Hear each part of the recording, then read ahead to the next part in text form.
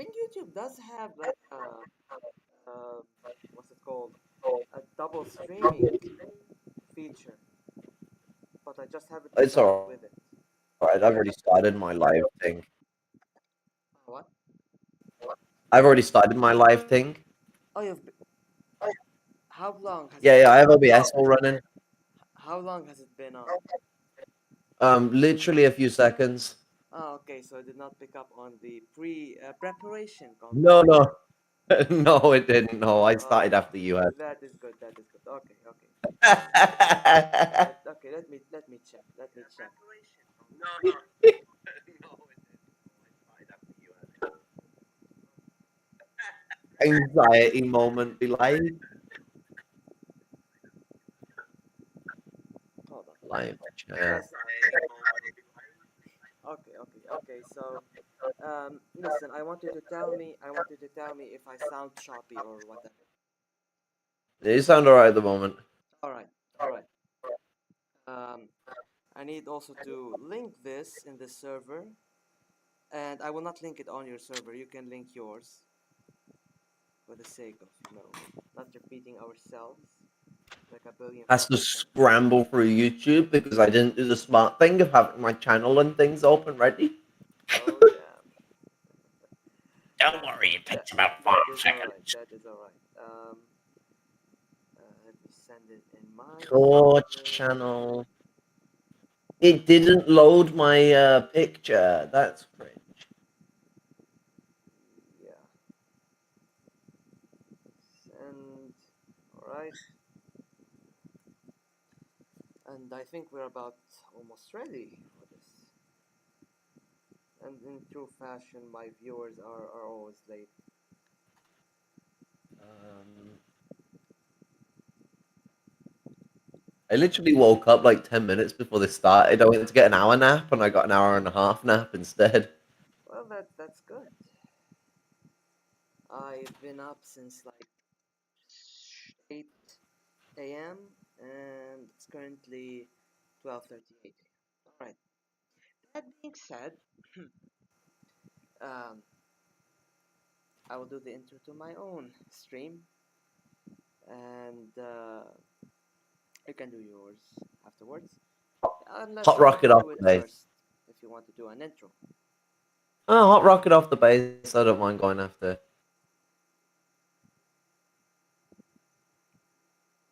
I'll take silence as a sign of yes. I said something, but it did not pick up on your end. Ah, ah. But go for it. All right.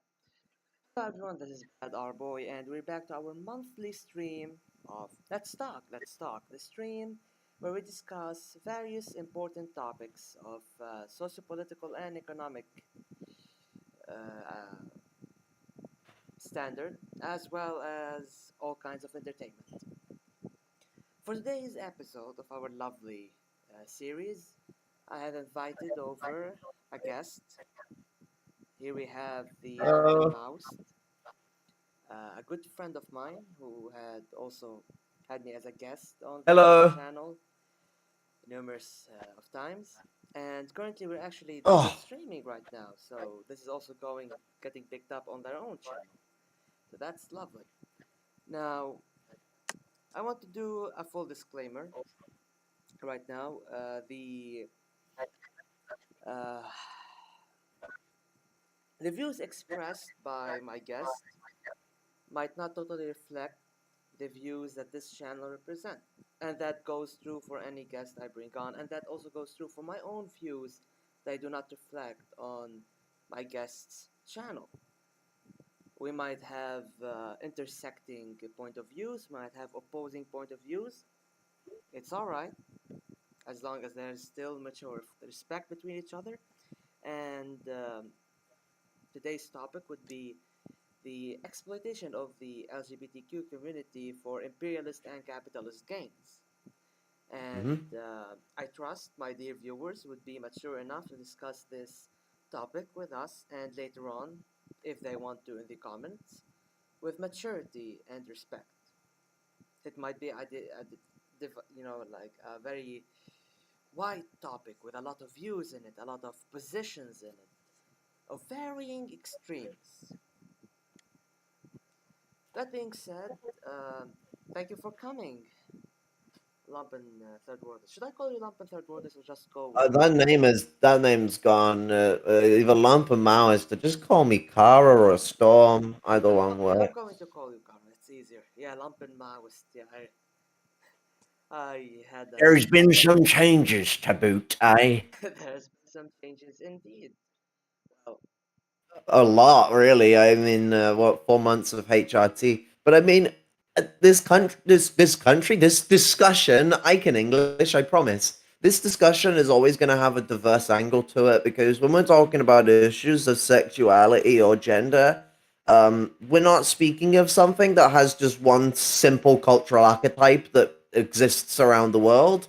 Every nation, every people interacts with these things differently. It's kind of one of those mad things when you hear people say like a white Western idea, and it's like Haas said it about like India, and it's like, bruh, India has been more like trans accepting than we have for centuries. What the fuck are you on about? Like a Western idea? And so yes, like yeah, there's like such a diverse nature to these things. I could pick like if I wanted to think hard enough about it, I could pick out like 10 native tribes that not all of them exist anymore, but that were like ridiculously diverse in how they outlet gender and how they looked at sexual expression, some of them being matriarchal, some of them egalitarian, some of them patriarchal.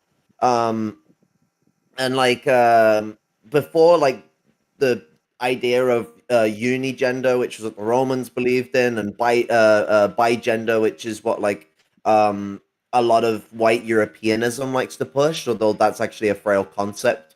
um a lot of gender was much more diverse than that before then. It's the oldest social structure. So in this discussion, there are going to be things that I say that aren't going to meld with XYZ culture, but that doesn't mean much. I'm obviously going to be coming from a quite European perspective on some of these things, but nevertheless, I'm more so going to be criticizing how the pseudo perspective around these things is formed, how there is this sort of like pseudo gay rights liberation shit that's formalized for imperialism that actually pushes a lot of countries away from this because a lot of people will start to perceive it as this Western ideology, Western framework, which is a falsehood.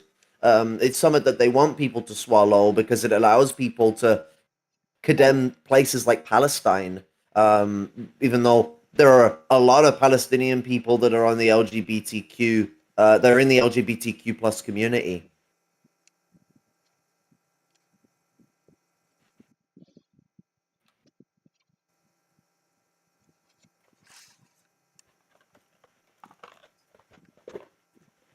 well, this is embarrassing. But yeah, the One this mic. discussion will be getting into pink imperialism and the problems it has internationally for the community because it causes problems at home.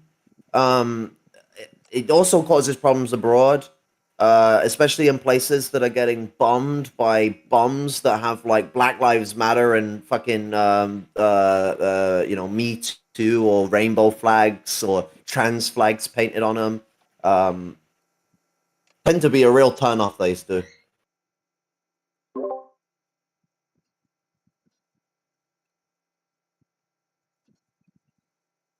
That is true. Well, considering that every different culture in every different country around the world will tackle the subject of LGBT rights differently depending on their own culture. Excuse me, I have some technical difficulties on my own end when it comes to um, fuck it. Anyway, can you hear me now? You're clear. I heard that really angry unplugging then. Yeah, my earphones just say they don't like me when they don't want to like me. Logan here says it's true people in the US like to use women and LGBT rights as an excuse to justify US imperialism, even though some of these people don't even care about women or LGBT people. Well, that is true. That's why we want to discuss this today. As I Right said, on. the topic of how LGBT rights should be tackled in each country, well, that will go to each country and each culture and each group of people in a society to have that discussion among themselves, So this will not be our topic. As we had stated, it will be, of course, talking about imperialism and how it's actually been very recent, the idea of protecting women and gay people and trans people through imperialism. I And think how it's also a lie as well, like provable within European countries. Women's rights are like a middle class privilege rather than an actual right. Same with LGBTQ plus rights. Like there's supposedly rights for us in this country, but I, as a very poor trans woman, am just completely fucked. Like I don't have any of those protections, and the system used for me to get my care is segregated. I don't need to tell anyone about how bad that word is. Everyone hears that word and they know what I'm talking about. well, I think a good start would be back in the day, before very recently actually. It hasn't been like 10 years, 15 years when um, you know, gay rights were, proclaimed in some of the NATO countries, for example. Um Also, Logan says, "Hello, Lumpen-Maoist news and happy Pride Month." Um, Hello. Aw. so it wasn't really. It's actually very recent. I believe in 2014 was when gay marriage been legalized in France. Yeah, around the same time for the US and the UK as well. And in many Western European countries, or as I'd like to call them, I don't prefer to use the terms West and East anymore. They do create a Yeah, fake. because it implies like there's this like east-west conflict in the Yeah, north, but when it's actually more of a north-south divide. even a north-south divide will not be very accurate. I have been trying to figure out a better terminology to use. You know, this is like on a very much of a side note, but I've thought maybe have separated into what's it called? Frontline I mean, countries, the third world, the global south, is the front line when it comes to the war of imperialist and capitalist exploitation. And a few countries of these frontline countries are actively resisting capitalist neocolonialism and imperialism, so we call them confrontation countries. While countries that are, have government and armies and regimes perpetuating this cycle of exploitation. They're more like the imperial core, but I'm just toying with the idea. It's not real terminology, but for the sake of easier understanding, we will just go with high GDP, low GDP countries, or yeah, I mean, that works. a better way to look at it, like if you wanted this compartmentalism, the European side, because these spheres exist outside of Europe, Yes. of the Anglosphere, the Latinosphere, and the Germanosphere, the troika of tyranny, part four.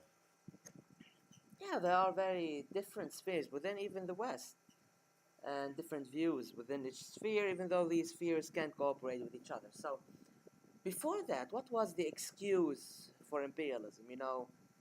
Back in the 1700s, 1800s, 1600s, maybe it was, civilizing the uncivilized, which is very much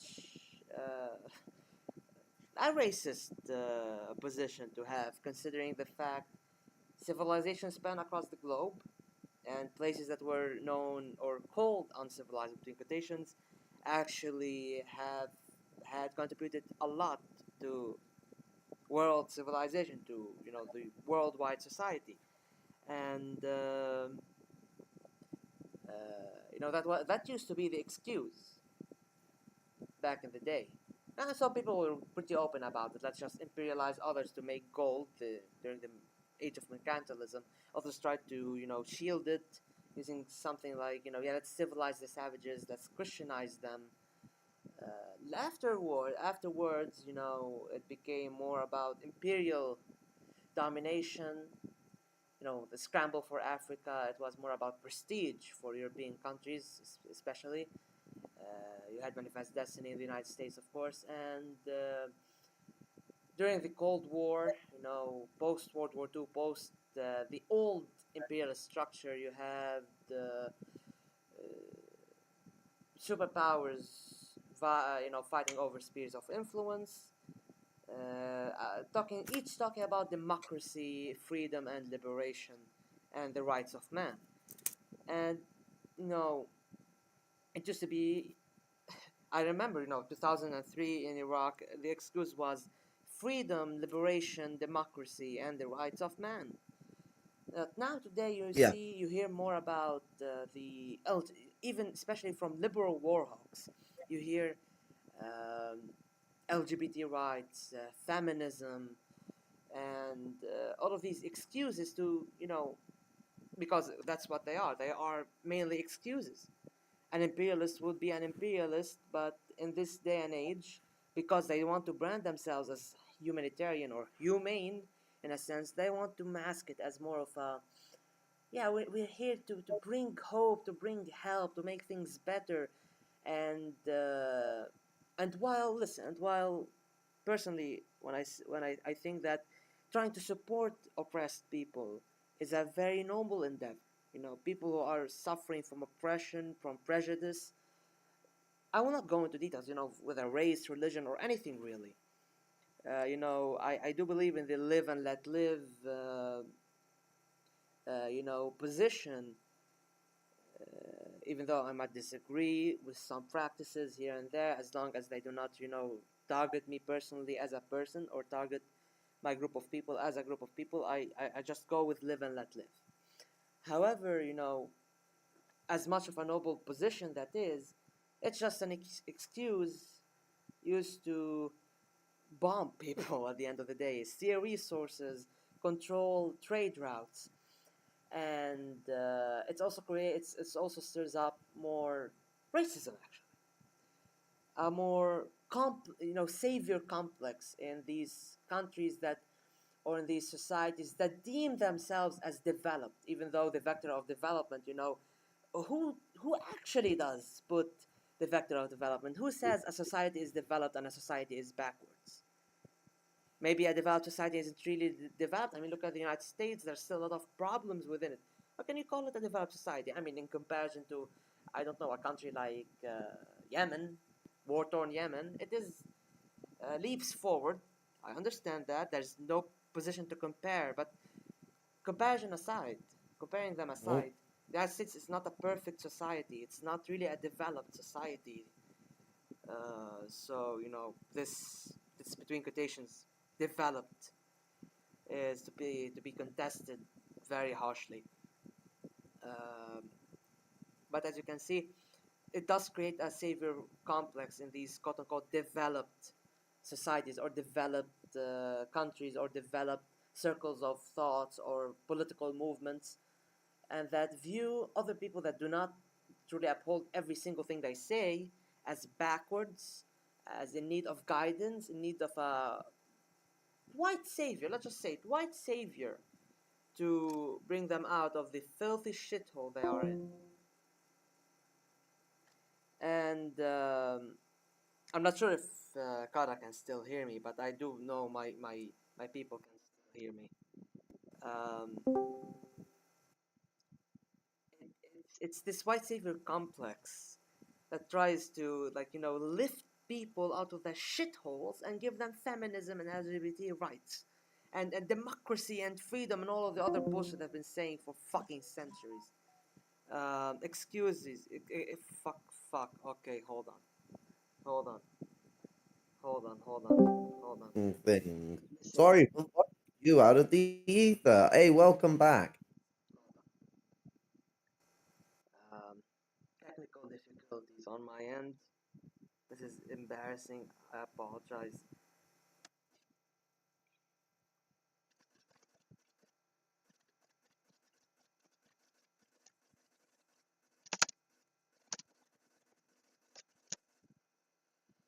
Until we can fix these difficulties, let me read a little bit in the chat.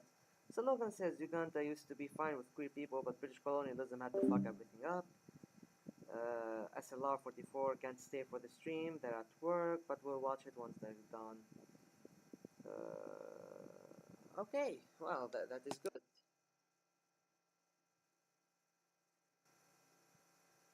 And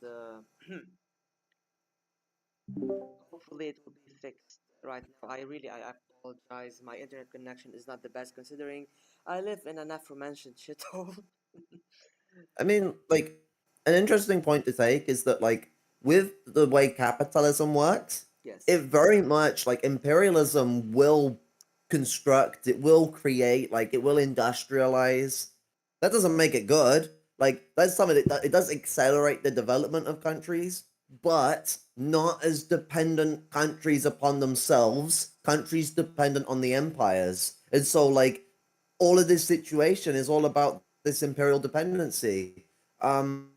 If a country was to invade another country to make it gay accepting, all it is doing is developing a country that relies on that country that took over it to then allow that country to be the driving force of its acceptance. Like, it's the same with, like, if a country invaded another country to fix its roads or build schools or build hospitals, build productive facilities, etc., etc. The fact that it's doing those things are not exactly a great advancement for that country. Yes, it's going to help it develop it. It can really help build up the material conditions for production. But in what context is the next point to be said? Because Lenin pointed this out. It's like, yeah, imperialism does rapidly develop productive for certain countries, but the whole point of it doing that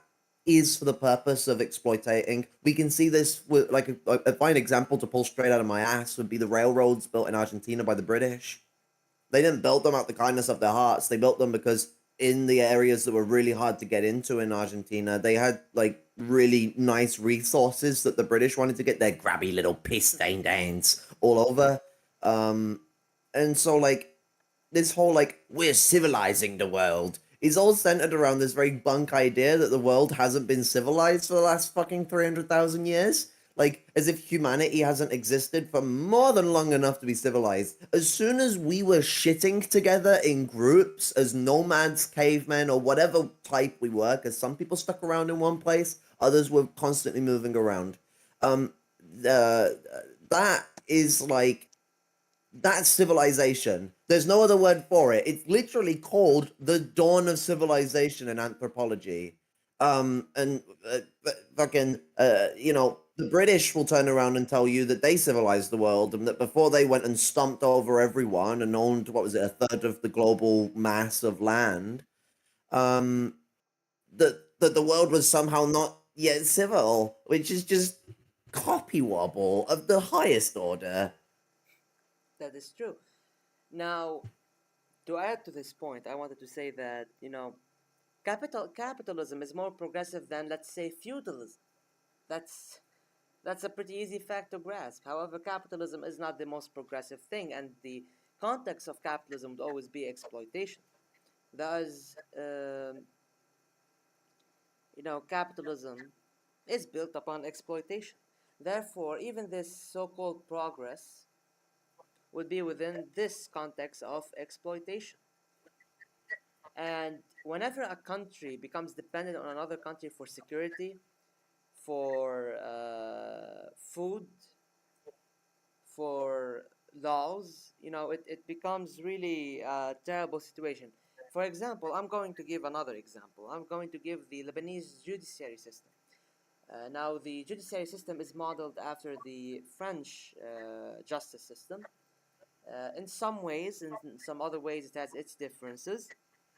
However, the thing about the Lebanese justice system is that, or the judiciary, is that jurisprudence, I think, I'm not sure if that's what we call it in English. I know it more in French, as you can guess. Um, but basically, all new and never seen before judgments or decisions or any amendments to laws, they take a very long time. We wait. Usually, we wait for the French to do something, and then 10 years later, we start amending our laws based on the French laws. And this had created a very slow processing judiciary in terms of amending laws, getting more new decisions, shaping up the society, because laws do change as society progresses and changes, because laws are there to serve society. However, if laws are still antiquated, are still haven't been progressing at the same rate as society is progressing, that will hinder both law and society. Therefore, the Lebanese justice system is reliant on the French justice system in that sense. And it makes everything slower. Therefore, it makes everything worse. So if the Lebanese justice system or the judiciary managed to, work independently and stopped waiting for new French laws to come out or for few French never seen before decisions or legal doctrine to come out, then the justice system in Lebanon will not progress and meet the needs of society as society progresses past its old laws.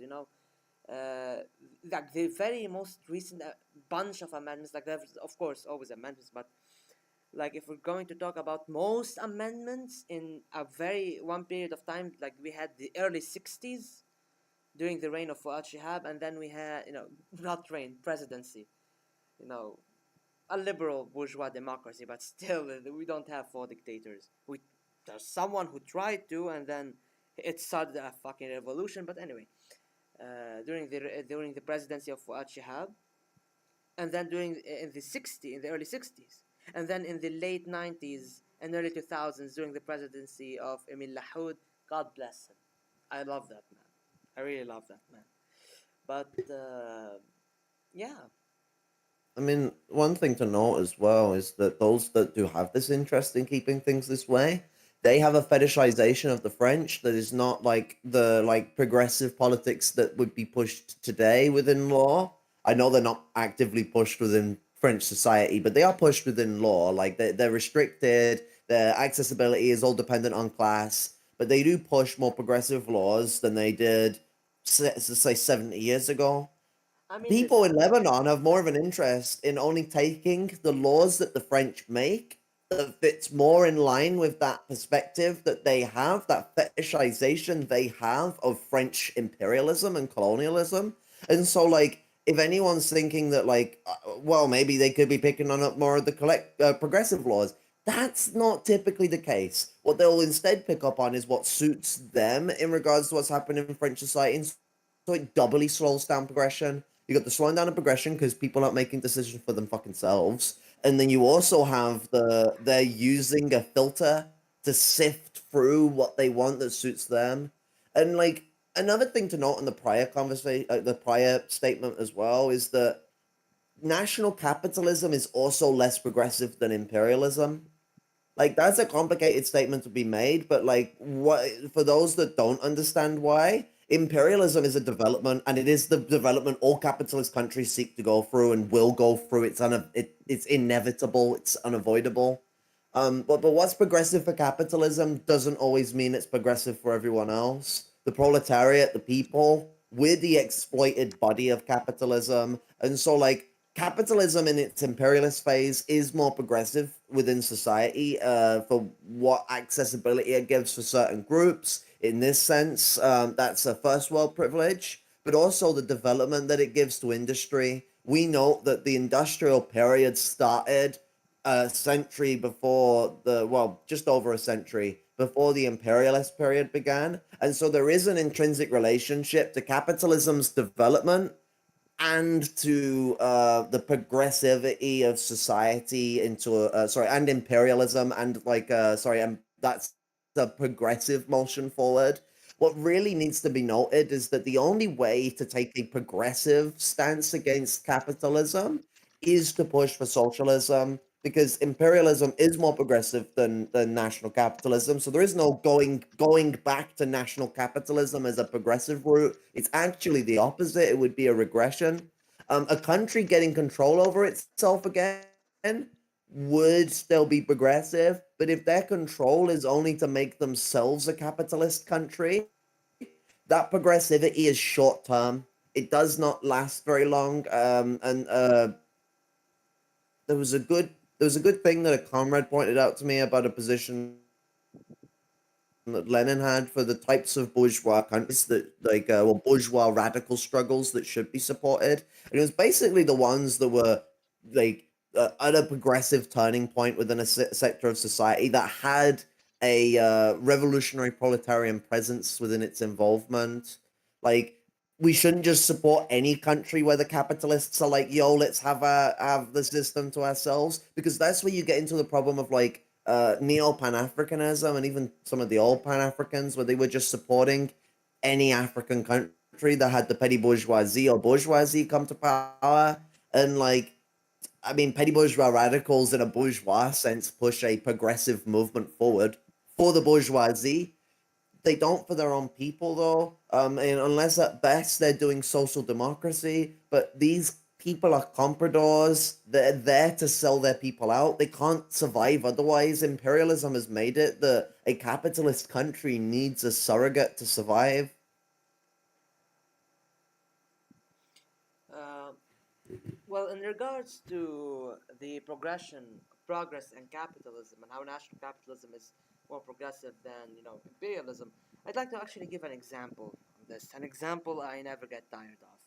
And by the way, Logan feels like he can bounce this off the both of us. Um, they're Aw, they're enjoying our stream. Um, now, that's cute. now, in terms of Egypt, Egypt was a feudal monarchist society.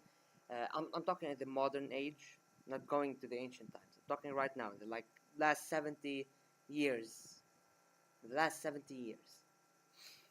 Um, it had a coup d'etat that ousted the British-backed king. A colonel by the name of Jamal Abdel Nasser took over. You might have heard of him. And well, at first he had this general progressive outlook, ending feudalism, giving lands back to the peasants that worked on them, destroying monarchist institution, declaring a republic, and all of these progressive views at the time. However, during the 50s, progressively speaking, Egypt built itself a national state capitalist system, which was far more progressive than what they had before. That is true. However, this was not the last stage of progress. Starting in the 60s,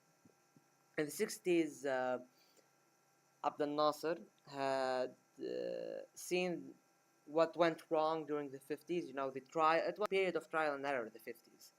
What went wrong, what went right, what should be focused more on, and through the geopolitical experiences that Egypt had went with, such as the tripartite aggression, also known as the Suez Crisis.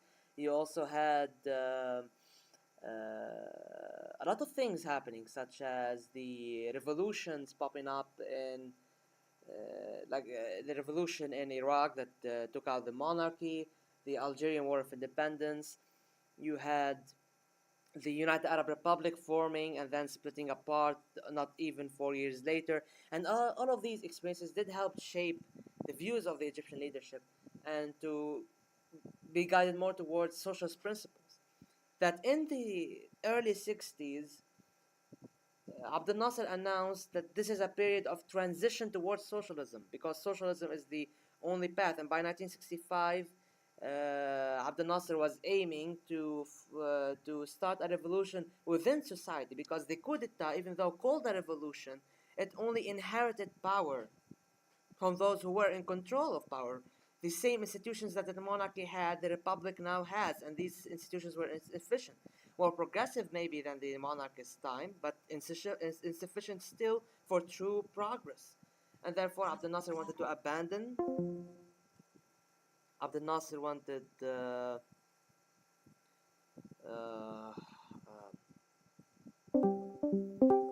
Not so much the same. Abdel Nasser wanted to abandon institutions, go through people's a social a popular political organization. You know, the people would be leading the revolution, not institutions.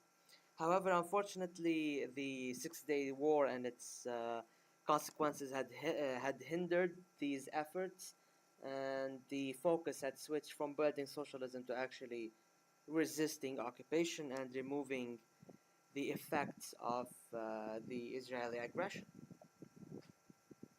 And so, unfortunately, the Arab socialist experience in or experiment in Egypt was cut too short.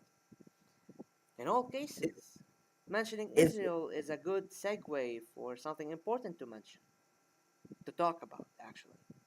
if it ever existed, though, I mean, Mao's position on Nasser is he took a social fascist turn and decided to represent himself in a way that would be advantageous to the Soviet Union, similar to what Saddam Hussein did. Gaddafi is even worse for this. Oh my Well, god, I could actually, rant okay, about Gaddafi for hours. okay. Um, I might agree with some of the things you say, but I don't think there is a place to compare maniacs like Saddam or Gaddafi to Abdel Nasser, because I've been oh, recently. there are. They're literally proteges of his. No, not And exactly, not exactly. oh, I can oh, agree. they are.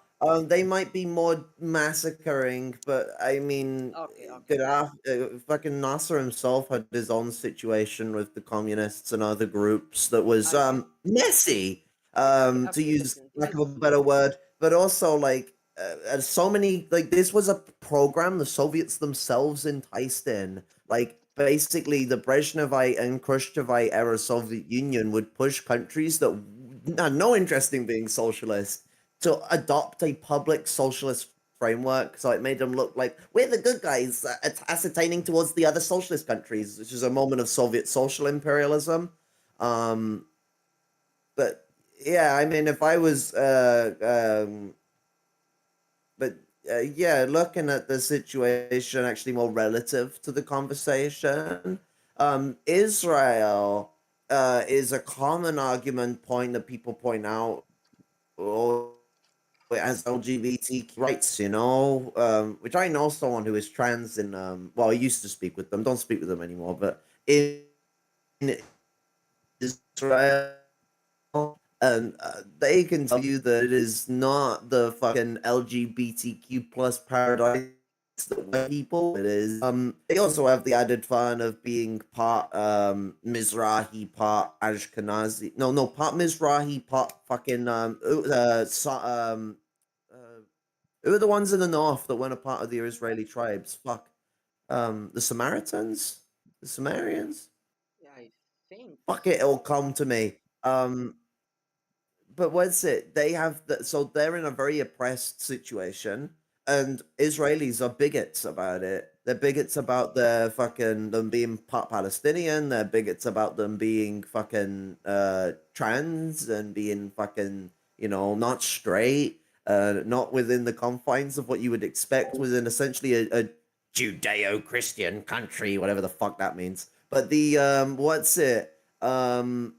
What you always hear is people calling for literal genocide because Palestine doesn't have these amazing, totally stuck to culturally ingrained rights that the Israelis are totally giving to people. Uh, these myths are all just copywobble. Even if the Israelis had rights, there's no excuse to do this shit. But even their excuse doesn't fucking exist. Like, intrinsically doesn't fucking exist. And so, like, if you're going to tell me that there is this need for like a bombing of Palestine by Israel for these rights, no, that is not how you bring rights to people. Bombs have literally never brought rights. They actually do this thing called taking them away. I don't know if anyone has heard of the Human Rights fucking Commission, but one of the core things that the Human Rights Commission said was a right to live. I don't know if you know what bombs do, everyone who's watching, but like to be a snarky little bitch about it. Most people don't tend to live after they've been hit by a bomb, and if they do, they want to die. Um, so like the whole framework of the situation is like it's very live or let die. And so the fucking their mentality is in this situation where they have this framework of like um ignorance towards the necessity of Palestinian liberation. I don't care how gay Israel is. Fucking they could change the flag to rainbow fucking colors and I'll still burn it. Like at the end of the fucking day, they need to go from the river to the sea. They need to fuck off back to Europe, Ethiopia, and any other place that they've come from. Like they have no right to be there. They are like if we're gonna talk human rights, they have no right to be there, and so the settlers need to fuck off home. And that's how things get liberated. Anyone want to know how fucking LGBTQ plus rights comes to any Arab country, any country around the world?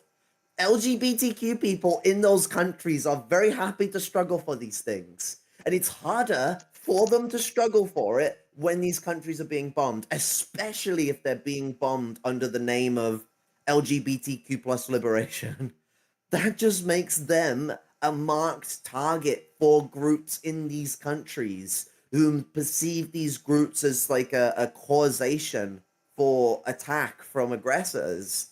The actual way that these things are dealt with is through organized struggle within these regions, is through an allowance for LGBTQ plus people to have a voice from these communities. Like I said, there's a large LGBTQ plus community in the fucking Palestinian exiles as well as a lot within Palestine themselves who can't express themselves because not just because they're boxed in by bigotry of like people, which they are in a way. Like, I mean, fucking no one is gonna run and tell me that Hamas are like very like rights bearing people compared to a lot of the other groups in Palestine, like the PFLP. But they do have a large base and a large like power structure within that region, and that does cause problems. But that's a fucking drop in the pond when you're being bombed. But like, doesn't like no matter how bigoted or unbigoted the fucking like I'm gonna use Hamas as my running example. If you're bombing the fucking country, nothing can be done to change that properly. Like if they start a struggle to get rid of like not just Hamas but other reactionary groups, Israel is going to exploit the shit out of that. Actually, they already do it by trying to get Hamas to cause trouble for other groups. I know Hamas has recently come together with other groups, so I'm not like just going for a full shit parade here. But like we know that there has been a history where the British, the Americans, Israel, France, they have exploited the opportunism of these groups, starting a civil war. Those groups that have been exploited like this before will run straight to the imperialists to get support. And then that just throws Palestinian liberation even further down the drain. It doesn't just throw LGBTQ rights down the drain, it also throws Palestinian liberation down the drain. For there to be an active functional development of LGBTQ rights in Palestine, Israel needs to go. Well, you already know what's my views on our neighbors down south. I do Because believe decolonization should take place. I do believe in a one-state solution for Palestine. Now, the details when it comes to that and how it will be achieved. Uh, now, what my personal hopes are is that the Israeli regime, government, whatever you want to call it, Zionists, would figure out that the more they try to genocide Arabs, the more they paint a target on their backs. And one of these days, they will reach a point where their backs are against the wall, and there's no way to save themselves except by appealing to fucking reason and extending the hand for a true peace, not the bullshit peace they keep talking about, not the bullshit surrender on the side of the Arabs or a one-sided peace. And then true negotiations could take place about key issues. Some institutions will be liquefied, some institutions would be rearranged, for that one state solution to happen, and the right of return would, of course, be granted to every Palestinian. Now, that's a part. I just wanted to say that. But as for Nestor saying bombs brought rights to the Soviets, we're talking about using the excuse of drinking rights so that you bomb other people, not you protect your rights by using bombs and weapons. Because, listen, protecting yourself, self-defense, revolutionary violence is necessary. I mean, I'm just gonna say it. We are a peaceful people. My people are a peaceful people. However, unfortunately, war has been imposed on us. Imperialist aggression has been imposed on us. Genocide has been imposed on us. What are we supposed to do? Sit down and await death silently? Hell fucking no. Hell fucking no. We're gonna blow shit up. What do you expect? Yes, but that's like the point to be made there is that actual action is taking the rights away from people that are trying to take the rights away from other people. Like when you kill a bigot, you're taking away their right to live. That is taking away someone's rights. Now, if they are an active bigot with a firearm and they're causing people harm, or they're like an imperialist militant soldier or someone of that degree, that is principled shit. Heck, even with the case of like fucking shit that goes on within some countries, like Algeria had to default to a lot of public attacks because they had no other choice. Civilians should not be harmed. That is bad, and those people don't deserve to have their rights just shocked away. But settler other people's land, you're a little more than just like. I know there's this context in that, but like if we're to look at the Algerian example again, the French were partying over the graves of Algerians who were being worked like slaves, pretty much. That was like the relationship that was going on between those two groups. There's a very interesting, probably one of the most provocating images in film history from the Battle of the Algiers. Basically, two bombs have been planted at these two parties that are going on across the street from each other. Oh, well, one was at a party, one was at a shop. Sorry, I think the shop one goes off first. All the people at the party start. Finally, to just back up, they're partying. Bomb goes off there, and like it just sort of shows you the sort of arrogance of these people. If they had gone to show a care at that other side of the street for who was harmed, what's going on, as far as they're concerned, it's probably just the fucking poor that's died because it's, the day off for us lot, so we're all partying, so fuck that. And so they've discerned that they don't care what's going on over there, and if they did care, they would still have their lives. And it is such a provocative and very controversial imagery from a movie that I think is a perfect example within these situations. But yeah, weapons can defend rights, and the people behind them can acquire rights. Political power comes from the barrel of the gun, but gaining political power is not the same as like the gaining of rights. That comes after. You've got to then create those rights, and that comes with that political power, which will be utilized in different formats. It's not blowing people up that gives rights. It's blowing people up or shooting people. That is one of the routes. There are peaceful routes to these things, although Well, they are very like they are very hard to attain to within capitalist society, if not next to certainly impossible without a big socialist country. And even with one, the primary outlet for us to actually gain a struggle and gain a foothold over capitalism will involve violence. It always has. And that situation, gaining the power to be able to declare rights. But you're taking rights away to do that. That's the point I was making earlier. With bombs, don't grant rights; they take rights. yeah, well, my position is that, when it comes to violence, violence to protect rights or to create rights, it's when you're put in a position of self-defense. When there's a battle imposed upon you, you have to fight it. You cannot just sit down and die.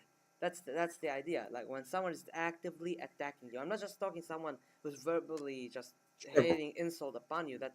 Don't shoot a guy who told you to go fuck yourself. That's insanity. That's insanity. But Yeah. What I'm saying is that if someone is actively I mean, try and trying, debate their ideas. A lot of these people have. well, they're trying to I attack. was going to say, try and debate their ideas because these people have likely never heard a counter to their ideas before in their life. Yeah, and when Like they someone listen, who's willing to be verbal rather than physically violent is normally someone who is like either thinks they're right or like is like caught up in a kerfuffle. And especially if they're in the lower class. If they're in the upper middle class, they're more likely to be a very intelligent bigot that's being a piece of shit and yeah, knows they are. But like lower class people at the time have been told shit stirry ideas that don't in line with the reality of things. There's a lot of people need to know about a lot of countries that, like, when you look at the country, you see bigoted ideas. A lot of workers holding those ideas have never been tried. So, like, and discussed because it's homophobic. We shouldn't be turning around and condemning the entire people of a nation because of that. That would be genocide. What we need to be doing is understanding that people within these countries have usually had very conservative beliefs crammed down their throats because those beliefs are useful for imperialism. Keeping people in a state where they're disconnected, they're fighting each other, racism between black and white or black and Arab or black and brown groups in general is a very strong example of this that we see a lot. Um, these things are really useful for imperialism. Keeping the working class divided stops them from organizing, stops them from gaining their rights, and so ignorance has to be breached. And that forms that's about social engagement. well, that is true. That is true. But when someone is attacking you physically with a weapon, a dangerous weapon that can put your life or safety or well-being in danger, you have to fight back, and that's when violence comes in. Okay, that's where you have to fight. That's where you have to exercise violence in self-defense. That's true revolutionary violence. Because when you seek peace, when you seek peaceful solutions, and the other side wants to oppress you, puts the foot down, use a fucking knife, a sword, a bomb to keep you down. When peaceful means has been exhausted, then violence can commence, and violence is just in that case. You know, you cannot be a pacifist if you're not capable of incredible fucking violence. You're just harmless. Pacifism You're just Pacifism harmless. is just a problem anyway, because pacifism implies nonviolence should be a principle and not a tactic. That's the problem. Now, as for Nestor saying gay rights would be stronger in the Middle East if Israel and the West didn't find radical Sunni groups to destabilize the region. Now, I would say that's partially true. That's partially true. But I'm not going to here to blame everything upon Sunnis or radical Sunni groups. There are also fundamental contradictions within Arab society or Arab societies in each Arab artificial state. I do not believe in these artificial states, but what can we do?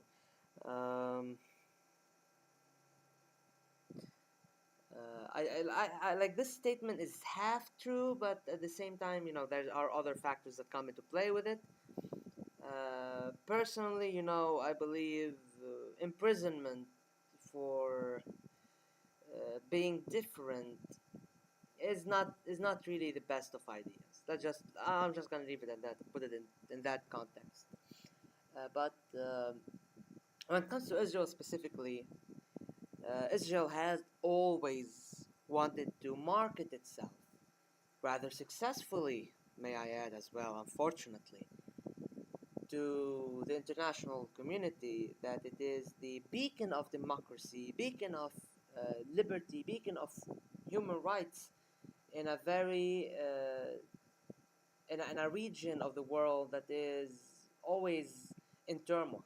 In turmoil caused largely by Israel itself, its existence and its continuous sabotage and occupation, and military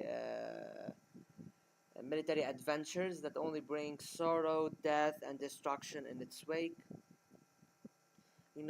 For example, there were Arab progressive regimes and Arab progressive movements, a lot of them during the 50s, 60s, the 70s, even pushing it to the 80s. And a lot of them, unfortunately, some failed, or some, unfortunately, were exploited because of collaborators with Zionism, because of Zionist sabotage. And when I say Zionist sabotage, I mean, IDF, Mossad, all of that.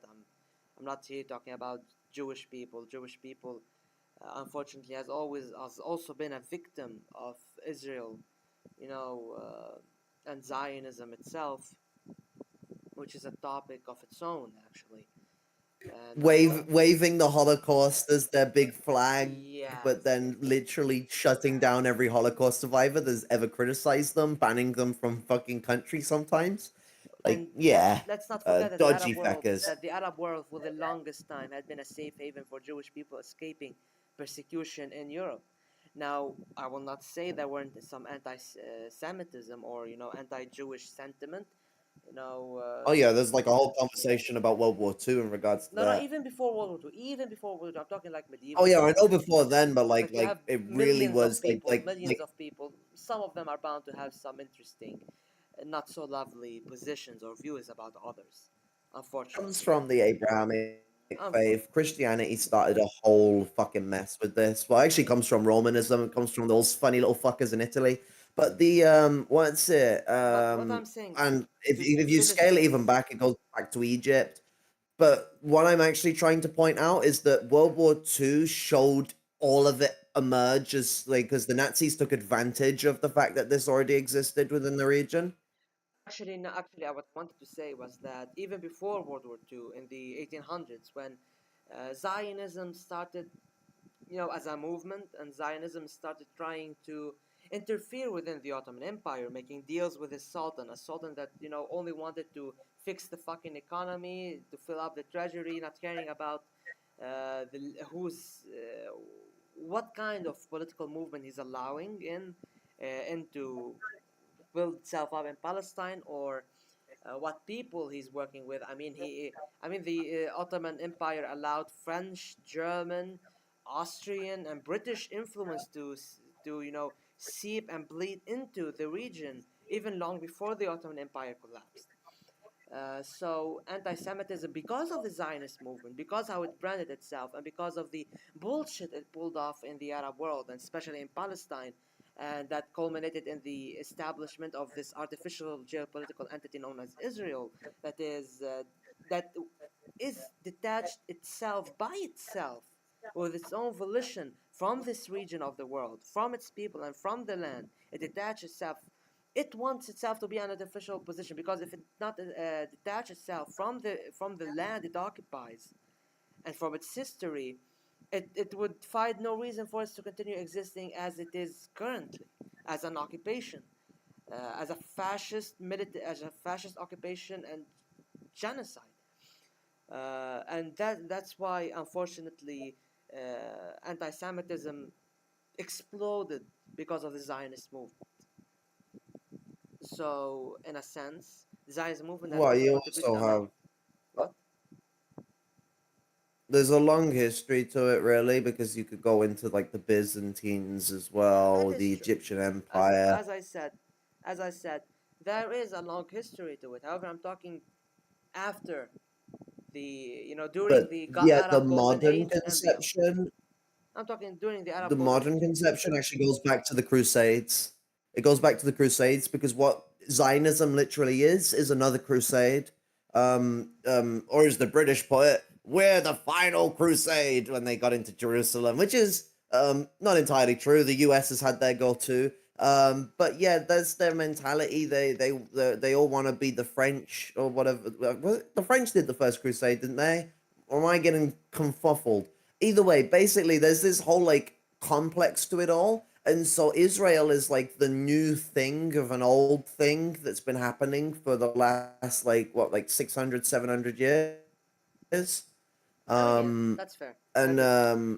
what we see and then what we see here is that like Israel is using this exuberance as if it is some progressive force in the region because it's more European than everywhere there because Note to people: West Asia is not Europe. The fucking their country is in this kerfuffle state, but they also try and like make themselves out to be quote Middle Eastern end quote as well.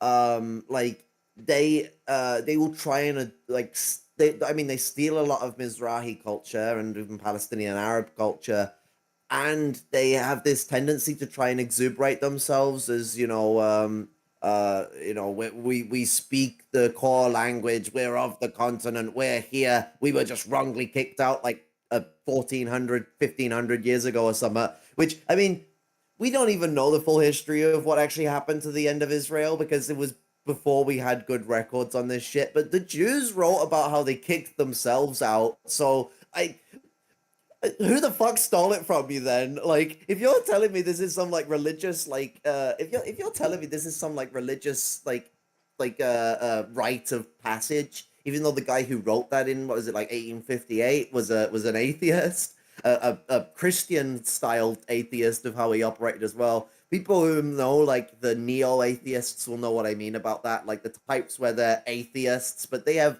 like a Christian framework to how they don't believe in God. If that's such the case, why are you saying it was stolen from you? You guys fucking got kicked out, and no one said that like you could make your own country there again. You took yourself out and you fucking left.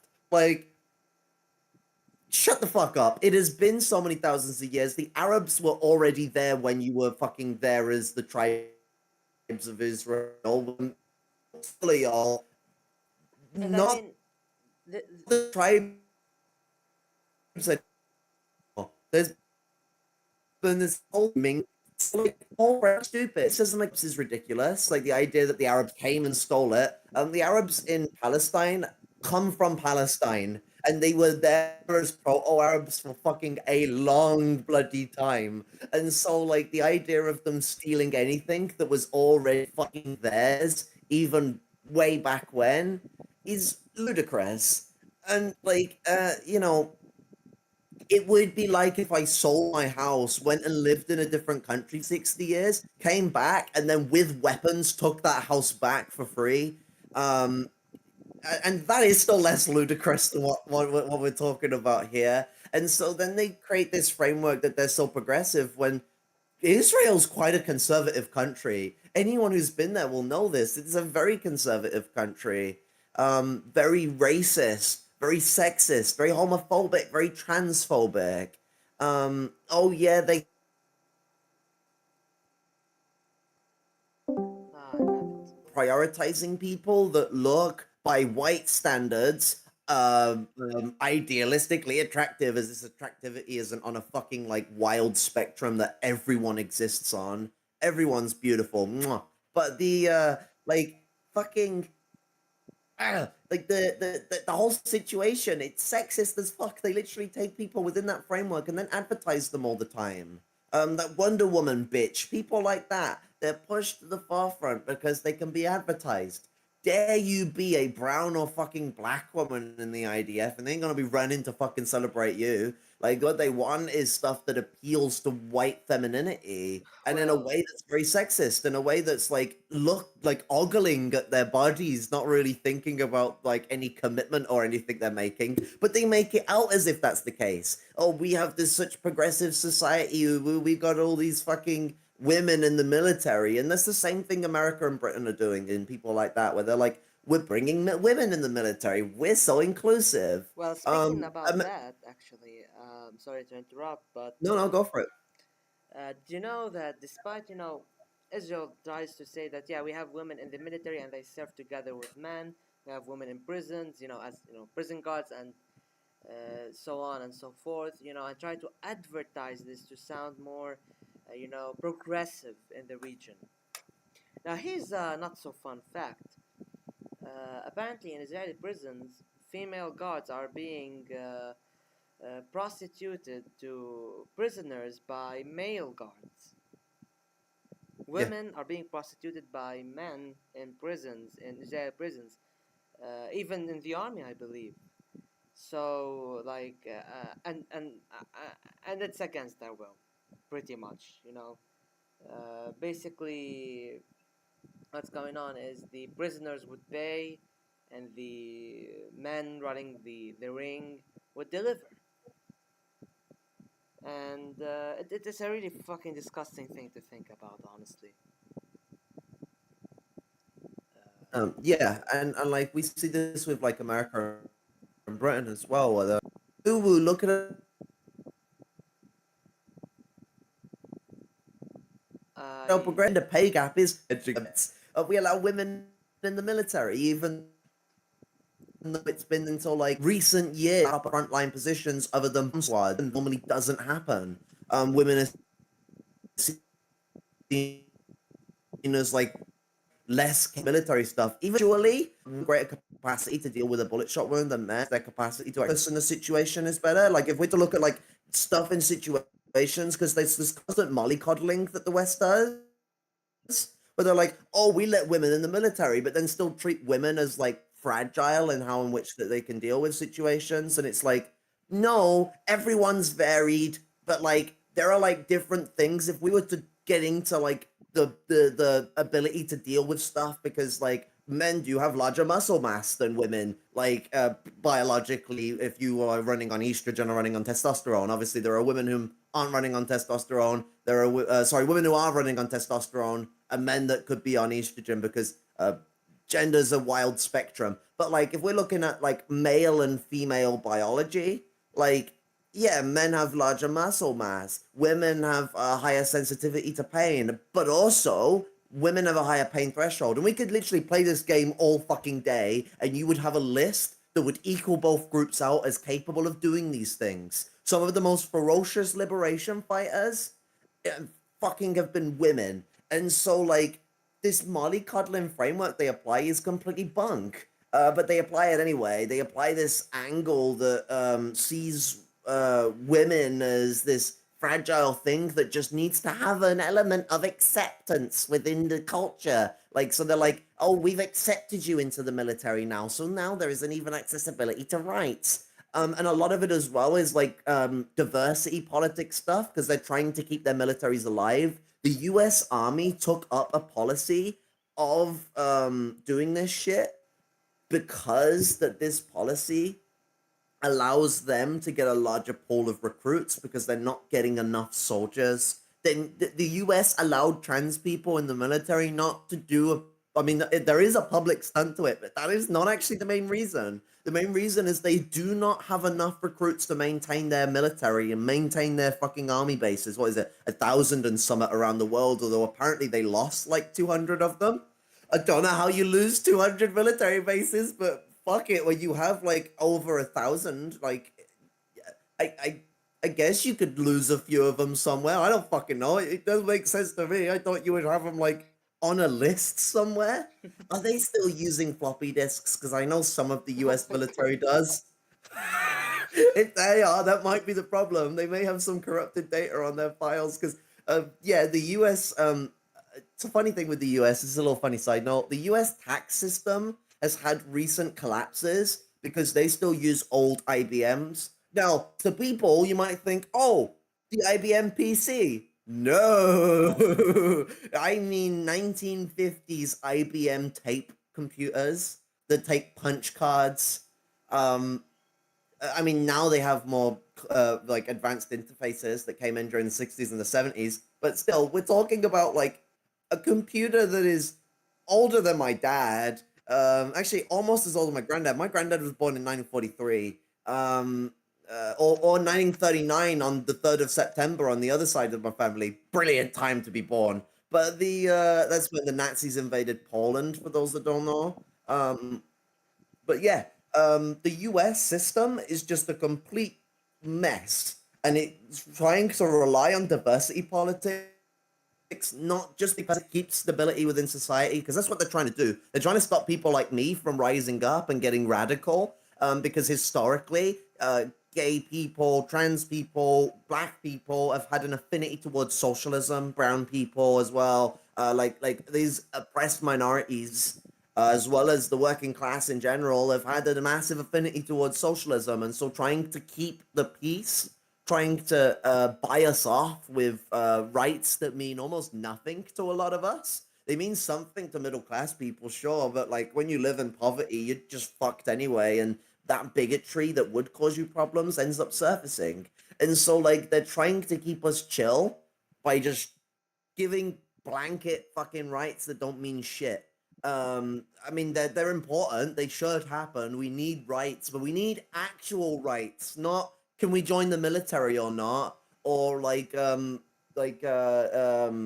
diversity politics in the police, or diversity politics in the MI5, MI6, CIA, etc. Like, if the FBI allows trans people in it, that doesn't stop the fact that the police goes around and actively causes physical aggression against trans people, including murder, especially black trans women. And like, this is like some of the public members of the populace do as well because of white supremacy and its transgressions. But we've got to look at the people who actually stir up the fire of this shit.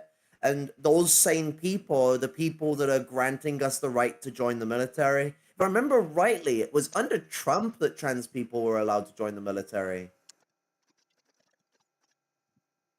I think it was. So, what's the progressivity of that clause? Oh, we can all go join the fight to go kill people to steal their resources, massacre. Does anyone remember Julian Assange, or has he dropped out of the short-term memory loss of like white people whenever things change? You know,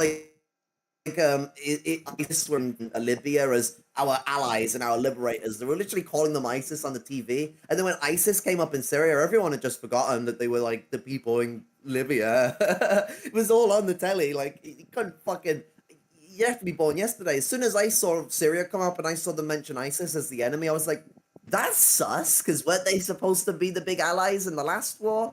But yeah, like this whole framework, it's just all bullshit. But yeah, if this is the short-term memory loss of Julian Assange, one of the important things he released was the videos, which you would probably rather not watch, but if you really want to see what the military does and what gay people and trans people have been invited to join in, go watch the videos of American and British soldiers massacring fucking villages and, you know, the shit that was going on there. There's rape and murder that was going on in these situations. Like, we're not just talking about them like shooting up an entire village. We're talking that they raped, molested women, children, men, and they also did genital mutilation and horrible shit like that, and then massacred the people they tortured. Um, and the evidence of this shit, people have just forgotten out of memory for some reason because they're all like, "Yay, trans people get to join the military now," and it's Yes, just, they ugh, want I could time. strangle these people until they couldn't breathe. Like, genuinely, you have to be a bigoted or ignorant moron to fucking turn around to me and like celebrate trans people joining a military that very, very recently, what was it, 2016 that shit was coming out? I think a bit earlier than that, 2014, 2012. Um, very, very recently was shown to be literal fucking rapists and murderers of the worst degree. Not just they're imperialists, of course they're murdering people, like going to the full extent that the rape culture of this society likes to take itself. The very culture that we're supposed to be opposing, well, oppressing too, but like oppressing, getting rid of. Like, trans people especially talk about rape culture as a very big problem within society. And so for us to turn around and start fucking, uh, celebrating something like this, that is hypocrisy of the highest order, and you deserve a fucking at least a slap around the fucking head. Like, oi. Yes, that is true. Before we continue, I just want to say to my viewers, especially, I want to apologize for the very horrible quality of the stream. When it comes to sometimes the voice cutting up on your end, or me disconnecting. Uh, my internet connection is not the best. However, I did want to carry out the stream regardless, and we will continue. We will carry on, but keep that in mind. And in case there's a But lot so of you could always put like after the stream, you could always in a pinned comment just put the link to mine if people want to see things that's what I uninterrupted. was planning to do. For anyone who wants to, watch this with better connectivity, your stream would be better suited, and I will be linking it in a pinned comment. But so far, we've talked about first things first, how so we've introduced pink imperialism, talked about how some countries would like to use uh,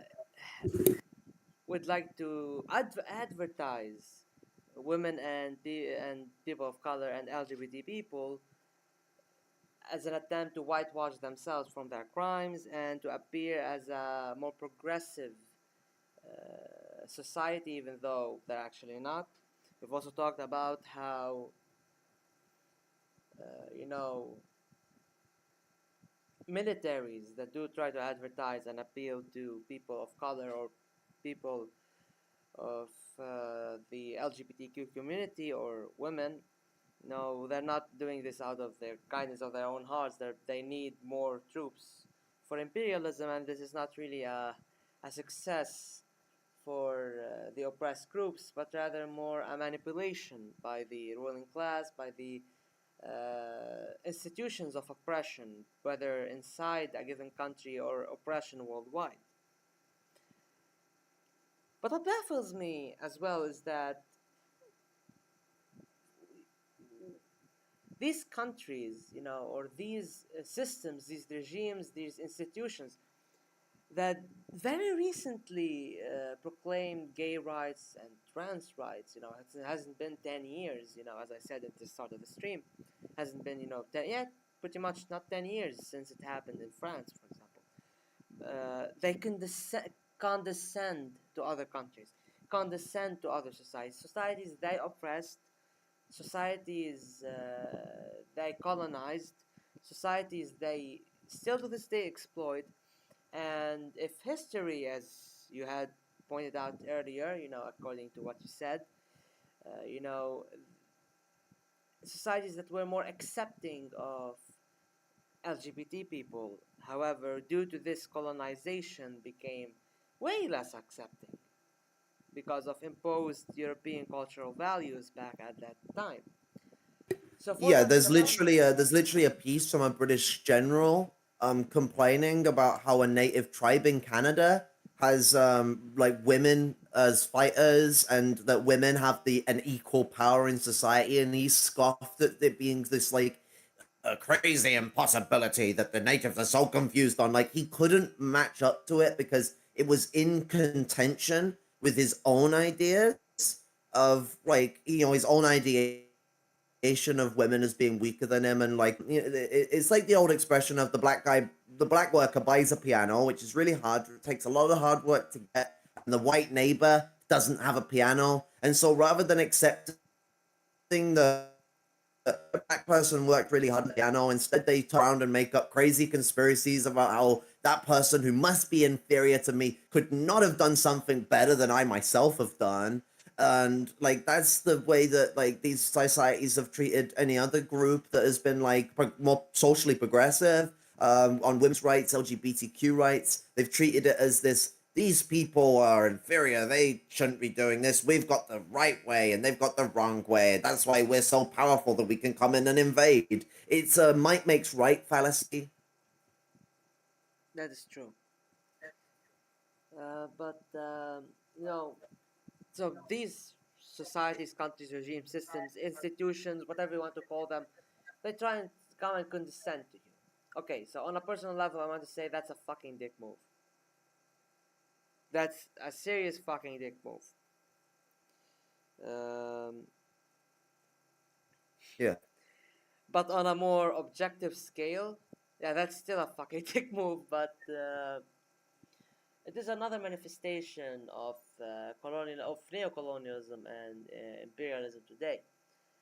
Information war, media war, and the more recent culture war actually going on in the United States of America and seeping into other countries, whether allied countries such as in Western Europe, whether countries in Eastern Europe, countries in Asia, and all over the world, which I find I honestly find it as a grave fucking danger.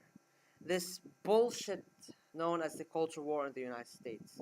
This bullshit that this is basically the opium of the people. You know, I know how Karl Marx likes to call religion the opium of the people. I have my own problems with that quote, So that statement is but commonly misunderstood. yeah, yeah, Like, I'm Marx aware. says that it will always, like, it's always been and always will be an opiate of people. Like, when people are in crisis, there is a connection with religion, but also that, Marx's position was that, like, religion doesn't need to be, like, aggressively like opposed, and we can actually have, like, united struggles with religious groups at certain times.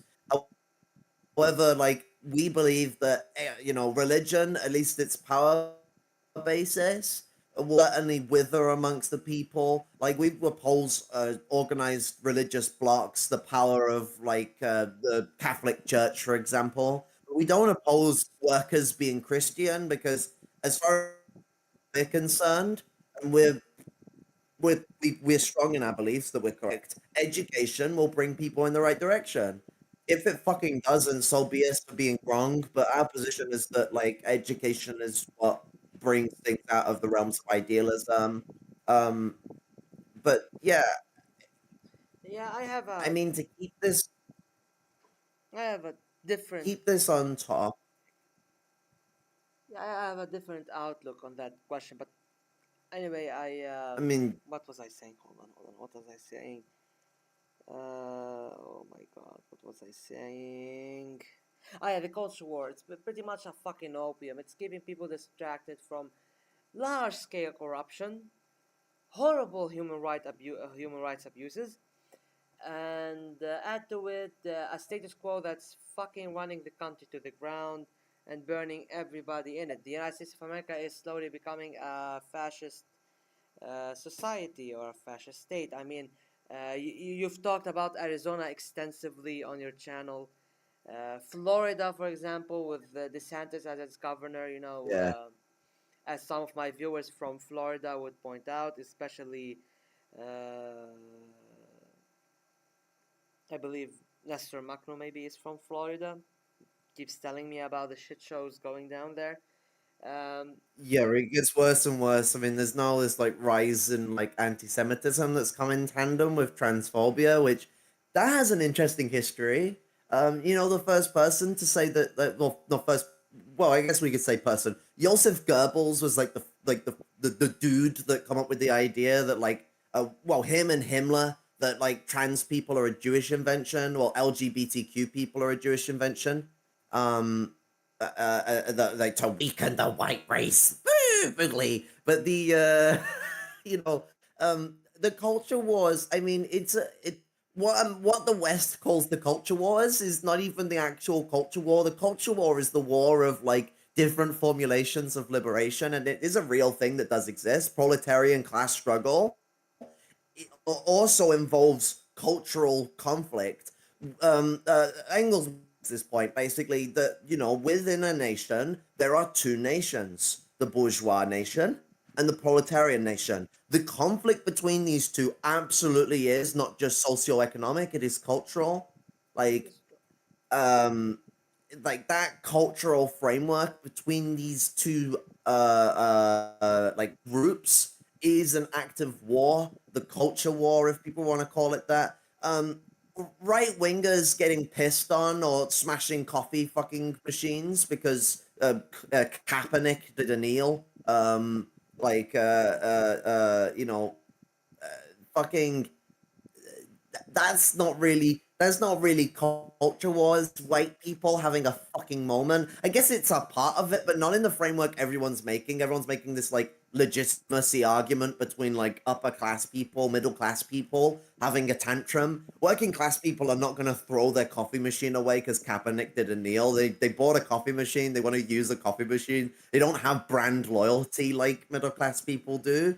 Like I need something that is affordable, and that's about as far as it usually goes. The only time I go out of affordability is if I know that I need to get something decent. Like I have fibromyalgia, so bras can be a bit uncomfortable. So it's good for me to put a bit more money in a really comfy, decent, designed and built bra than just buying like off the shelf £15 crap.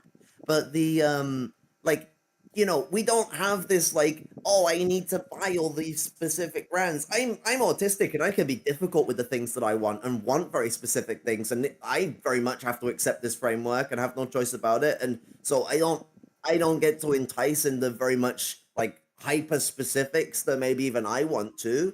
And even though I am neurodivergent, it doesn't override that effect of my class position. Like I have to operate within my means, as like stressful as that can be for anyone. But then we watch these people who are like, I'm gonna do struggle. I'm gonna throw my coffee machine off a fucking window ledge. That is totally me doing something to change stuff. And it's like, oh my god. Like it is so frustratingly childish. Like grow up. It's worse than saying that like going on the internet and making a political video is activism. It's actually worse because at least someone is creating something. It's not activism to make online content. Like it's a form of political production. It's a form of getting voice out there. But Spreading intrinsically, information. I am sat in a fucking chair right now in my home. No danger is coming to me. Going to your window ledge and throwing a coffee machine out of it.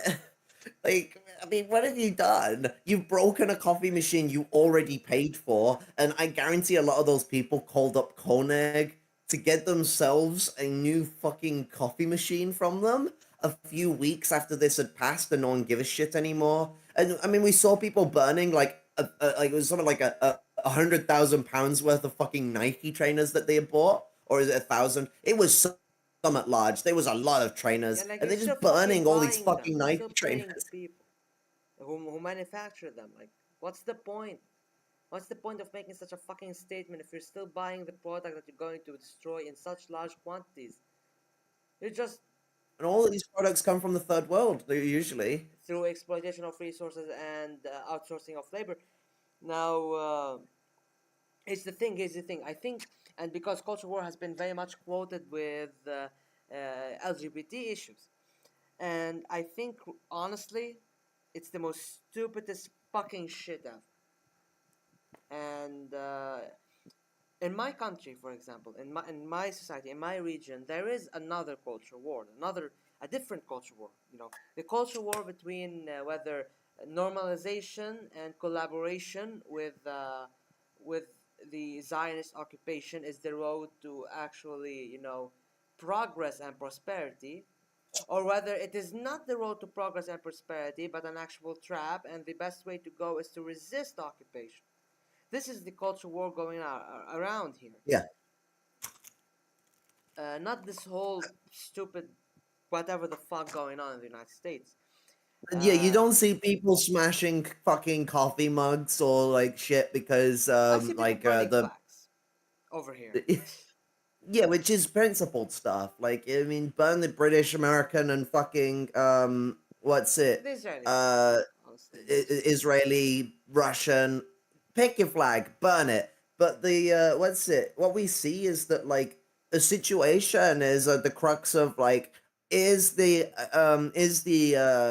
West Asian peoples, the many nations of that region, gonna have freedom and the end of the occupiers, the end of the neo-colonialists, and then an actual freedom to be able to express themselves with the things that they're deprived of: LGBTQ rights, fucking women's rights, accessibility within society. Heck, even freedom for fucking Islam to exist in some places. Looking at you, Israel. The Or even fucking India. like India as well, yeah. Like fucking the Gonzo man. He has a good quote on like the importance of religious freedom amongst the proletariat. But the what's it? Um, that's the side of it where it's like Israel is a ruse. They're not a progressive force, but there are people that actually have been fooled into believing that Israel is a progressive force, and it's because of British humanism, really. Like, not like they've directly been told British humanist stuff. I mean that like the framework that Israel is a civilizer, that comes straight from British humanism. As well. There has been different expressions of being civilizers before then that come from Romanism, but the modern formulation that's retrospectively used to describe the British Empire, that comes from the mid to late 1800s, the Victorian period. Old Vicky was a very big fan of the idea of Victorian humanism. Fucking bitch. But the, what's it? That framework is what ends up getting exuded in this region, and so what you end up having is you're having like an injection of like whiteness within the region, and like those who hold white supremacy and those that are enticed to engage with it, even though they do not actually have a formal like power structure related to it. We see this with like even people that are actually like traditionally black being involved with the Israeli police force and putting down Palestinians. Um, there's a whole diverse conversation to go into Then that. getting discriminated against by radical Zionists on the streets outside of uniform. Yeah, two sides of the old coin with that, and like because it's one of those things where they've got themselves entwined in a white power structure. When they're crushing on the Palestinians, they're crushing them in the format of whiteness, but they're not fully accepted into it. They've gone full traitor. They've gone full to the point that they actually have the baton and gun in hand to cause the harm. Yet still, white Israelis, Ashkenazi, and other groups, they are very fucking racist, especially to anyone who is darker colored skin than themselves, anyone that they could perceive as must being lower and less superior to themselves. I was speaking with someone before, and I remember them pointing out that like the Israeli civilians a lot of the time can really show up the government for how fascist the country can be. Like really bad. There is so much like fascism and Nazism that exists amongst the white Israeli population. It is ludicrous, and like there's a whole like 7 hour stream that could happen talking about it. It's that fucking crazy. Yeah, well,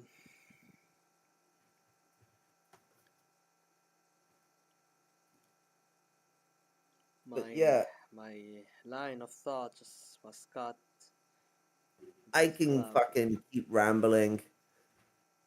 no, no, it's all right. It's all right. The floor is yours. I'm really glad you did me the honor of showing up.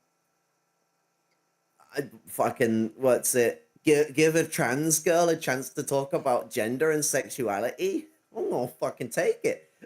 Just jesting about, but yeah, no, it's good to allow voices that come from specific groups to speak out because it allows people that otherwise, they're cis and don't know any better because they've had not enough experience with these things to get the direct horse's mouth of it and actually experience summit that otherwise their livelihood might not have actually tried to come into, or without knowing they've actually met someone like me and they just haven't known it. But we're everywhere, But the framework of this situation really comes into the way that, like, if we're talking about pink imperialism, Israel is the sort of shining goat. We see it all around the world. The West likes to push this idea that we're bringing the rights and democracy of our world, and everything's been painted in a we're for black and gay people and trans people now. Look at how cool we are as they bomb people to oblivion. Israel is very much within that limelight. The examples we've talked about throughout this video, they're shining in the same things that I could talk about with the British and the Americans and everyone else. Where it's the use of women as a shield for the military to make it look more progressive, the use of the idea that Israel has a better order of rights about it for women, children, trans people, which is bollocks because they might have laws that state that this and that exists. Legalism is a very funny road for people to trail down that I would really love people to entice legalism in America. It's legal to be LGBTQ plus in America. Are people going to deny to me that the fucking trans genocide is on its way, or like, are they actually going to accept reality? Like, and this is the same situation in places like Israel. Israel is fucking more bigoted than fucking like Turf Island is towards trans people. Like, I know this from like talking about my experiences with a trans person in Israel. Like, I'm not just saying this because I think it. For anyone who wants to be a contrarian little bitch who deserves a little good old slap around the face before a good rebuttal, I'm saying it because I know this shit to be the case. And like, so if we're looking at this whole situation where people are like railing that Israel is so progressive compared to Palestine, let's bomb it. A, that's a fucking shitty justification. Go fuck yourself. Um, uh, Two, like, I swear I said A the first time. Fuck it. Alphanumeric expressions. Two, the whole framework of the situation is completely frail. It's completely bollocks.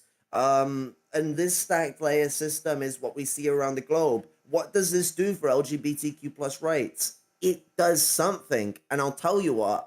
It ruins the chances of them fucking being enveloped quickly. It slows down the process and it creates conflict within countries that very much leads to genocide of LGBTQ plus people because Target on their back. imperialism is constantly framing them as an ally, as like a thing we're coming in to protect.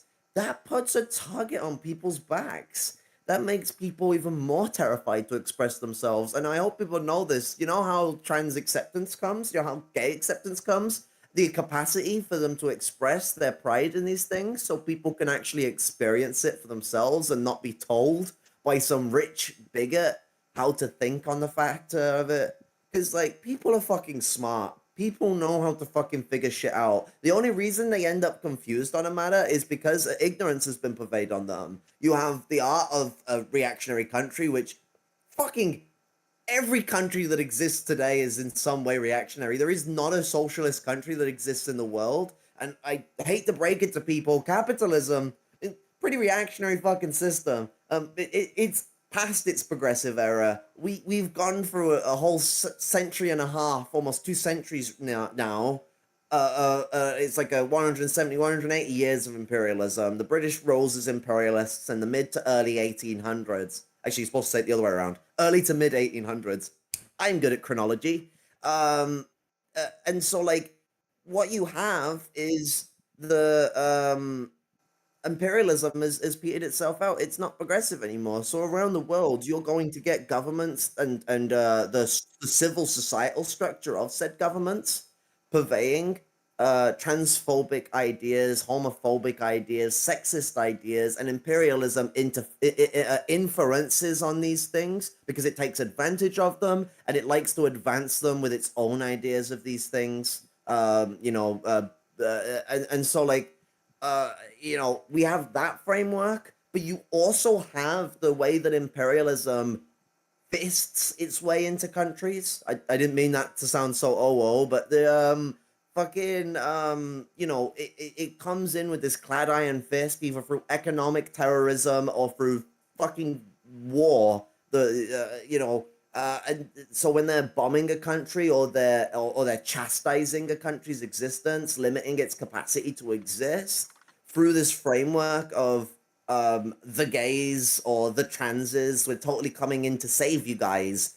All that does is make our lives more unsafe in these countries. Not only because we also get bombed, like existing there is like a fucking a part of the thing. If you're supposedly saving people, you're not doing a good job by massacring people. Secondly, like it just creates what's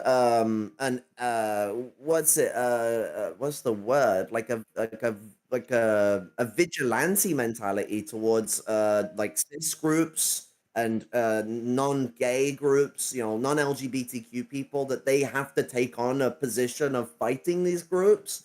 And so you don't just get the state violence against them, you get public violence, you get civilians like trying to fight against the scourge that's bringing them terror because the West is basically telling them that that's what's happening. We're bombing you because you don't have good trans rights. That's that's a framework to create genocide in so many different frameworks, not just the fact that the wars that we typically engage in are very genocidal themselves, as the example I used with Iraq and Afghanistan. The bourgeoisie themselves didn't give a fuck. They weren't going in because they wanted to make Afghanistani people not exist. Actually, they need them to do work for them. However, the military was very happy to start wiping people out in completely from villages, scouring them clean. Like we're talking shit the Nazis did in the Soviet Union and other places where they scoured villages clean of people, turned them into desolate wastelands. And so that also to connect a lot of this struggle, a lot of this stream together, that also links into the problem with trans people being seen as as it's being seen as progressive for trans people for us to be integrated into the into the military, into the police force. All we're doing is getting invited to be genocidal maniacs. Do I even like the like fucking people tend to be ignorant about what the military does, but do I even need to explain to Americans why trans people being in the police would make the police progressive? Like they've had black police officers since like forever, and well, about that, reads out list of long names of black people getting massacred every year in the fucking thousands. Just a fucking footnote in the situation. We gotta look at this framework. These are bigoted institutions, and from the Israelis to the British to the Russians to the Americans to the Chinese to fucking we'll throw Japan in for the mix. Fuck it, spicy. Italy, Brazil, Australia. Iran, countries that have power, whether limited or extensive.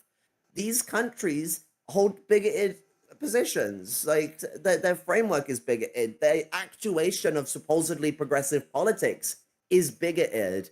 They want to buy us off, shut us up, um, take over the way that we think, to move us away from radical thought, where we've historically been revolutionary. If we look to the past, trans people and gay people and black people were not accepted or abused in this way as a framework of like we're progressive. Instead, we were despised and hated publicly at every turn because we wanted revolution. We wanted an end of capitalism, and that is what has that framework still exists today. We see this with the right wing in Britain and America and their rise for a transphobic genocide, and that will eventually extend to other groups because it always does. There's already a connection between trans genocide and black genocide, specifically of black women. And there's also a whole like interaction with anti-Semitism as well. These things all interconnect, and you know, uh, even talking with the framework of anti-Semitism, anti-Semitism is commonly used to target Jews, but it always links back to Arabs too. It links to the Semitic peoples as a whole, and so there is this whole like framework of bigotry that interconnects, that has a common relationship with each other, that needs to be dismantled. People in Europe need to realize that we don't have as many great rights as we think we do. We have some fucking rights that have fucking been won by worker struggle, won by LGBTQ plus struggle, that are fucking good steps. But those steps have never completed their travel to the point where they actually get the things that we need. And we're only ever going to get a limited amount of it within capitalism. Capitalism cannot provide us the rights we need intrinsically. But like even like those steps to improve things have only stopped at the first few steps. They've not reached the full length of travel. But also, the fucking there's also the framework of understanding that we have to look at the rest of the world.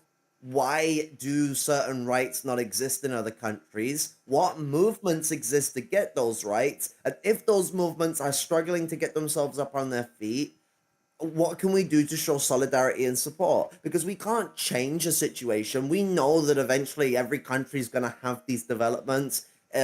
Gender being a spectoral relationship is a universal factor. but same with biology as well. Like male and female biology is only poles of a spectrum. That like there's so much like XXY, fucking and other stuff like that. Men that are born with like traditionally female uh fucking Features. what's it chromosomes, Oh, and all this complicated nature to it. These things are things that exist for all of us. There has been a long history of gender and sex having a relationship with each other. Not that it's determining, but like they're reflective of each other. And so, like, there will be cultural developments in this way that will all vary differently. We all have a different scope on what gender is, what it means to be trans, what it means to be fucking gay as well. Sexuality is very diverse. But these things will all happen, they will all occur. And if they're going to occur, we need to stop breathing down the throats of countries' right of self determination for nations. That is the communist position. And anyone speaking shit against it, anyone pushing genocide, whether they want to call it that or not, whether whether they want to accept that they're condoning the crimes of Israel, hiding behind the well, we want a two-state solution, we don't want to do any harmful stuff, but then they'll hide behind the Israel is so progressive they should be the model. Like genocidal shit, and a two-state solution is genocidal because they're still taking half the land and they're still genociding the people within that area, and they still gain a dominant position because usually when these things are drawn up and halves are cut, the Palestinians don't get the profitable regions, they don't get the functional areas, they get the areas that they've already been getting oppressed within and have been getting fucking trashed to shit. So like the whole framework of it all has to come from an understanding that if we're going to have um, liberation of LGBTQ plus people around the world, colonialism, is imperialism not the needs to way be to go. opposed, needs to be crushed. It does. And I would also like to add that every single society needs to have, that discussion among themselves when it comes to the rights of LGBT people within each society, among its views and among its social progression. Certain societies are not in a moment in a position to hold such a conversation. For example, a society that's in the middle of a civil war or being bombed or invaded, I they do mean, not have the I luxury to sit down and talk about these issues at the I current would moment. some I would somewhat disagree. Yes, they're put in a situation where it's harder, but these discussions do have to happen, even if this is the situation. I mean, I'm Um, aware, yes, they do because have to like happen in many because cases. so like what we look at is that yes, culturally there is different cultures that have different expressions of these things. That doesn't mean we can't be cross critical. Like we've got to be critical of each other. Culture constantly mingles and matches, and so like our criticisms from what cultural developments we've had can be sparks for their own cultural development on these matters. Criticizing and expressing a problem with someone's positions or actions is not quite the same as constructing them a viewpoint or a way to think. It's applying to them a window to look through that allows them to reorganize their thought. The onus is on the person,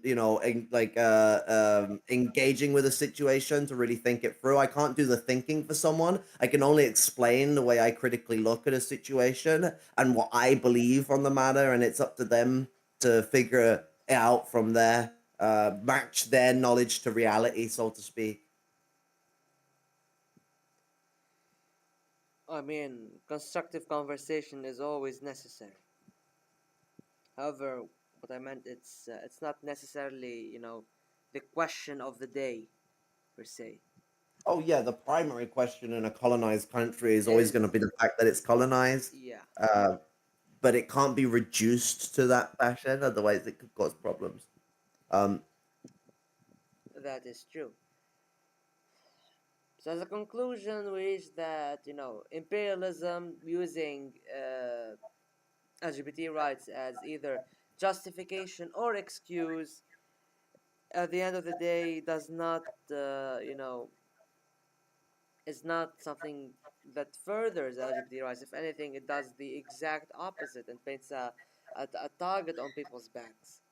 It makes people less inclined to sympathize or empathize with the people of the LGBT community.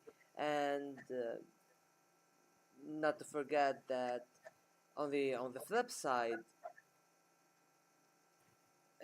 pink imperialism, as you'd like to call it, would be using, but I'd just like to call it imperialism. It has always been the same thing, always been the same thing. It's just rebranding itself every 70 years or so to keep itself fresh.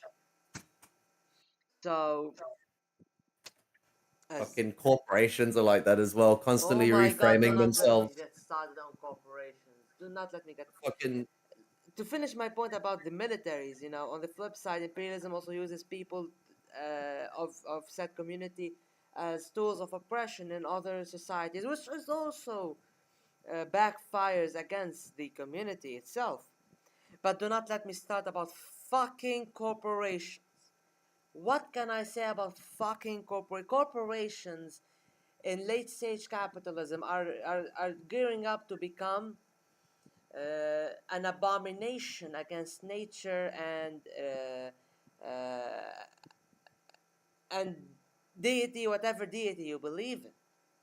It's an abomination against humanity itself. That's what corporations are becoming.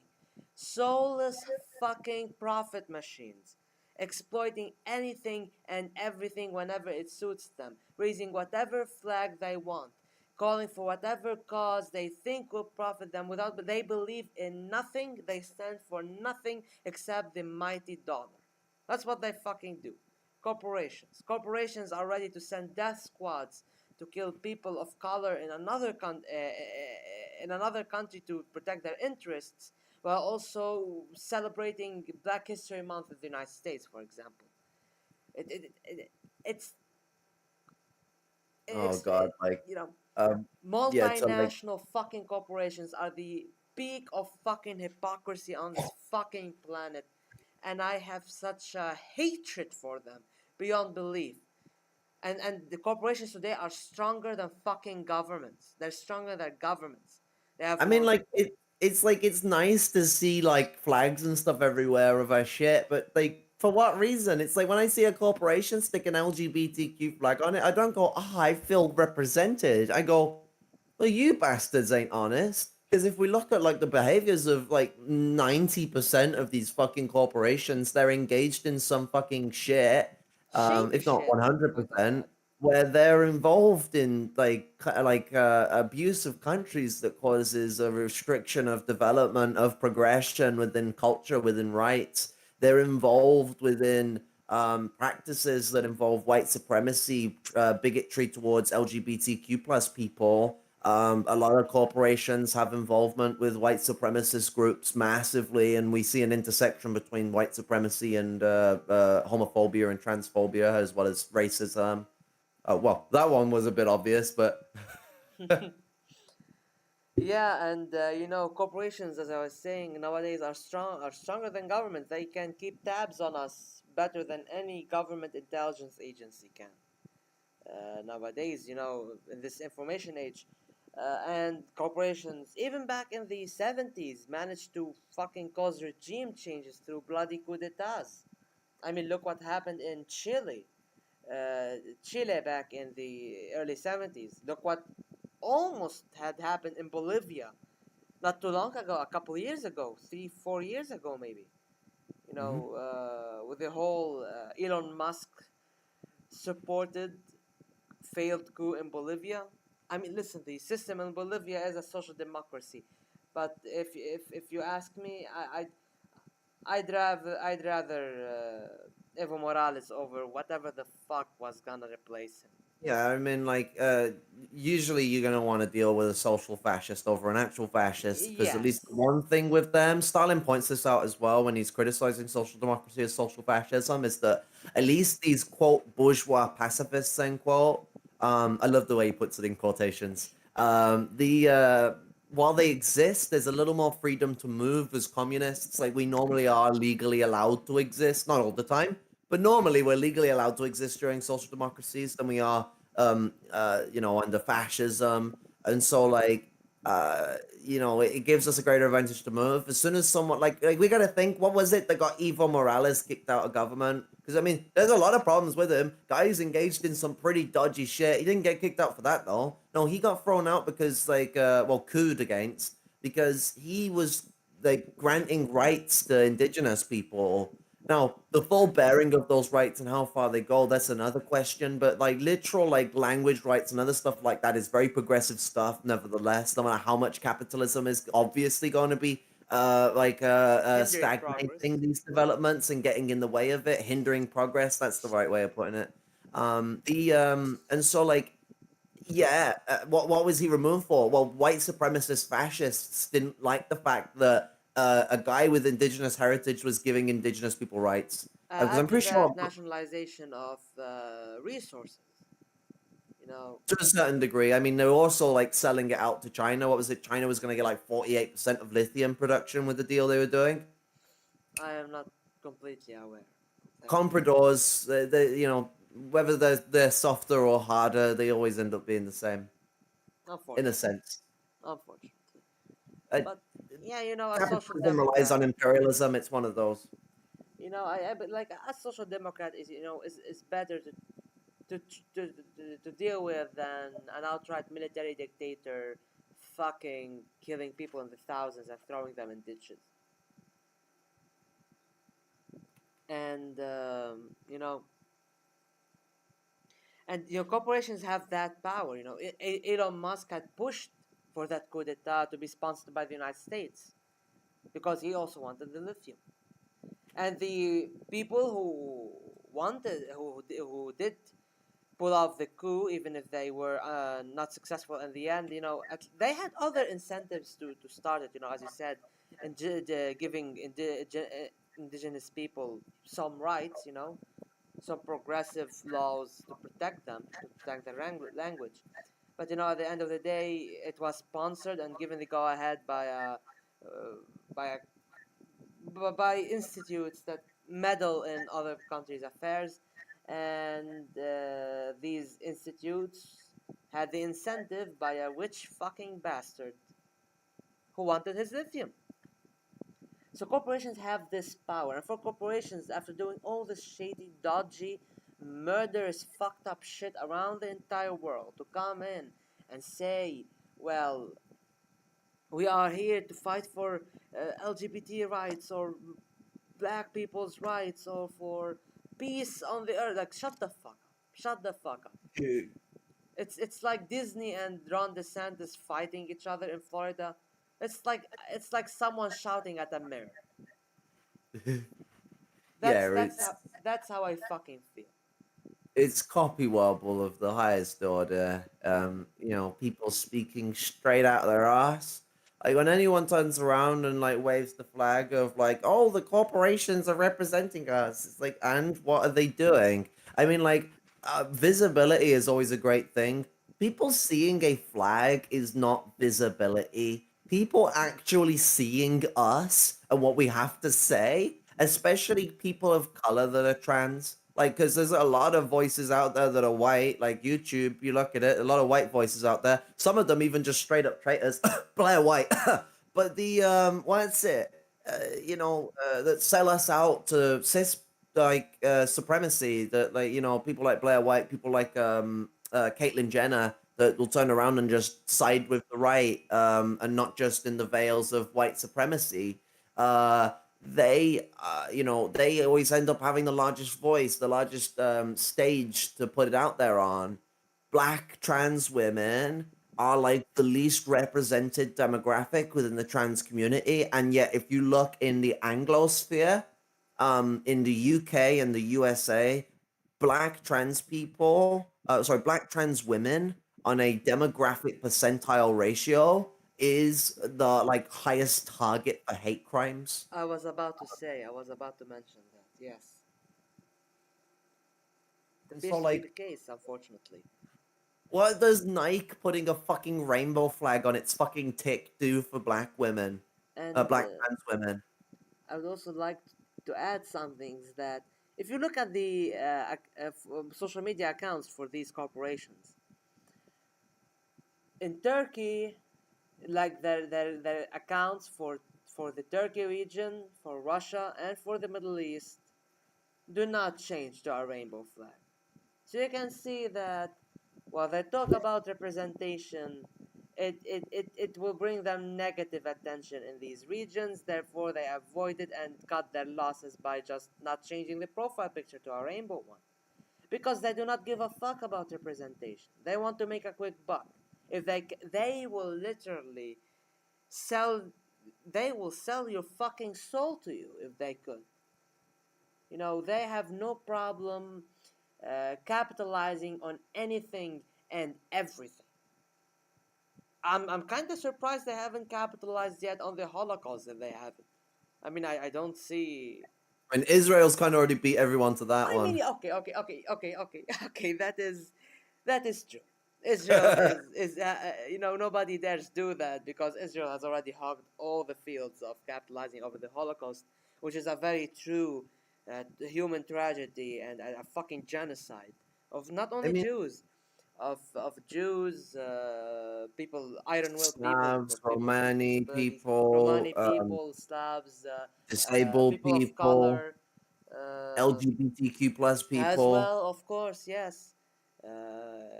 And anybody who just did not want to fucking go around genociding others. Apparently, this one Daryl Vanger, whatever the you know the very fucked up SS guy.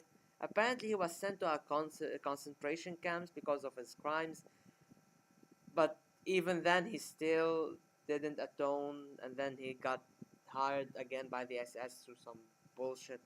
It's a long story, but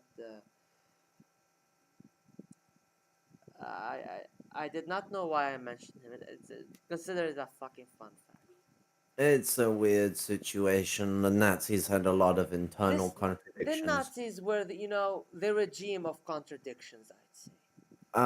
There was a lot of internal infighting. The likely reason he got sent to a concentration camp was because he did crimes that the Germans don't like, which is usually crimes against Germans. Yeah, I mean Um, war pedophilia and crimes, sexual war assault crimes against German kids. were a requested thing. Like when they made the what's the fucking name of that declaration? It's the same place that they trialed everyone at the end of the war. The Nuremberg Nuremberg, declarations. fucking yeah, there we go. The Nuremberg conference. That thing basically turned around and outlined an outlet that basically let the fucking the army and the SS do whatever the fuck they want when it comes to annihilating people. Like so long as you didn't piss off the power structure, you were a golden boy to the Nazis. You know, don't waste war resources. Oh, a lot of that happened and you know don't fuck about but you know what we uh, like what to look at with corporations and them adopting shit like one thing to note about capitalists, they are like narcissists of the highest fucking order. Oh my Like god, that is like so true. narcissism is a very nurtured perspective. You know, it comes from being limited in your capacity to engage emotionally because of the way you're brought It up. comes through Um, individualism, you know, maybe exceptionalist individualism. Me but like, and me and after me the flood as après I moi mean, le déluge, as the French king once said. I mean, Louis like, XIV. like with capitalists it's more complicated because like that individualism is much like clearly expressed through the petty bourgeois, like they're the most liberal class in a way, although when they start not getting their own way in capitalist society they very quickly dive into fascism. Actually most fascist intellectuals come from the petty bourgeoisie, but the and they're funded by the bourgeoisie. Then the bourgeoisie are much less careless. They've actually reached a level of individualism where they don't give a fuck about thinking about it because it is so normal to them. Like they have full class consciousness within society, so they're so normalized to their individualism that it's like a second. It you know it's like second thought. It means nothing in a way, like because like it's so ingrained to them, You mean but it's second everything nature? about how they operate. They are so individual that they act like ships. Like it's been reported that the loneliest people in society Are rich are people. billionaires. Yeah. billionaires are incredibly lonely, but the point I want to get at is that the moral scope that they operate in, both by class culture and by literally how that class culture interacts with their psychological way of thinking, creates a level of narcissism that you will have never seen before in your life in person directly or like gone through. And I've dealt with fucking narcissistic abusers. I know the type of ways they act, and they're terrifying. They are nowhere near as terrifying as cutting out. They're nowhere near as terrifying as a capitalist is. A capitalist is on a completely another level. They are so uncaring about like moral justification or like what harm things materially do to people. They don't give a shit.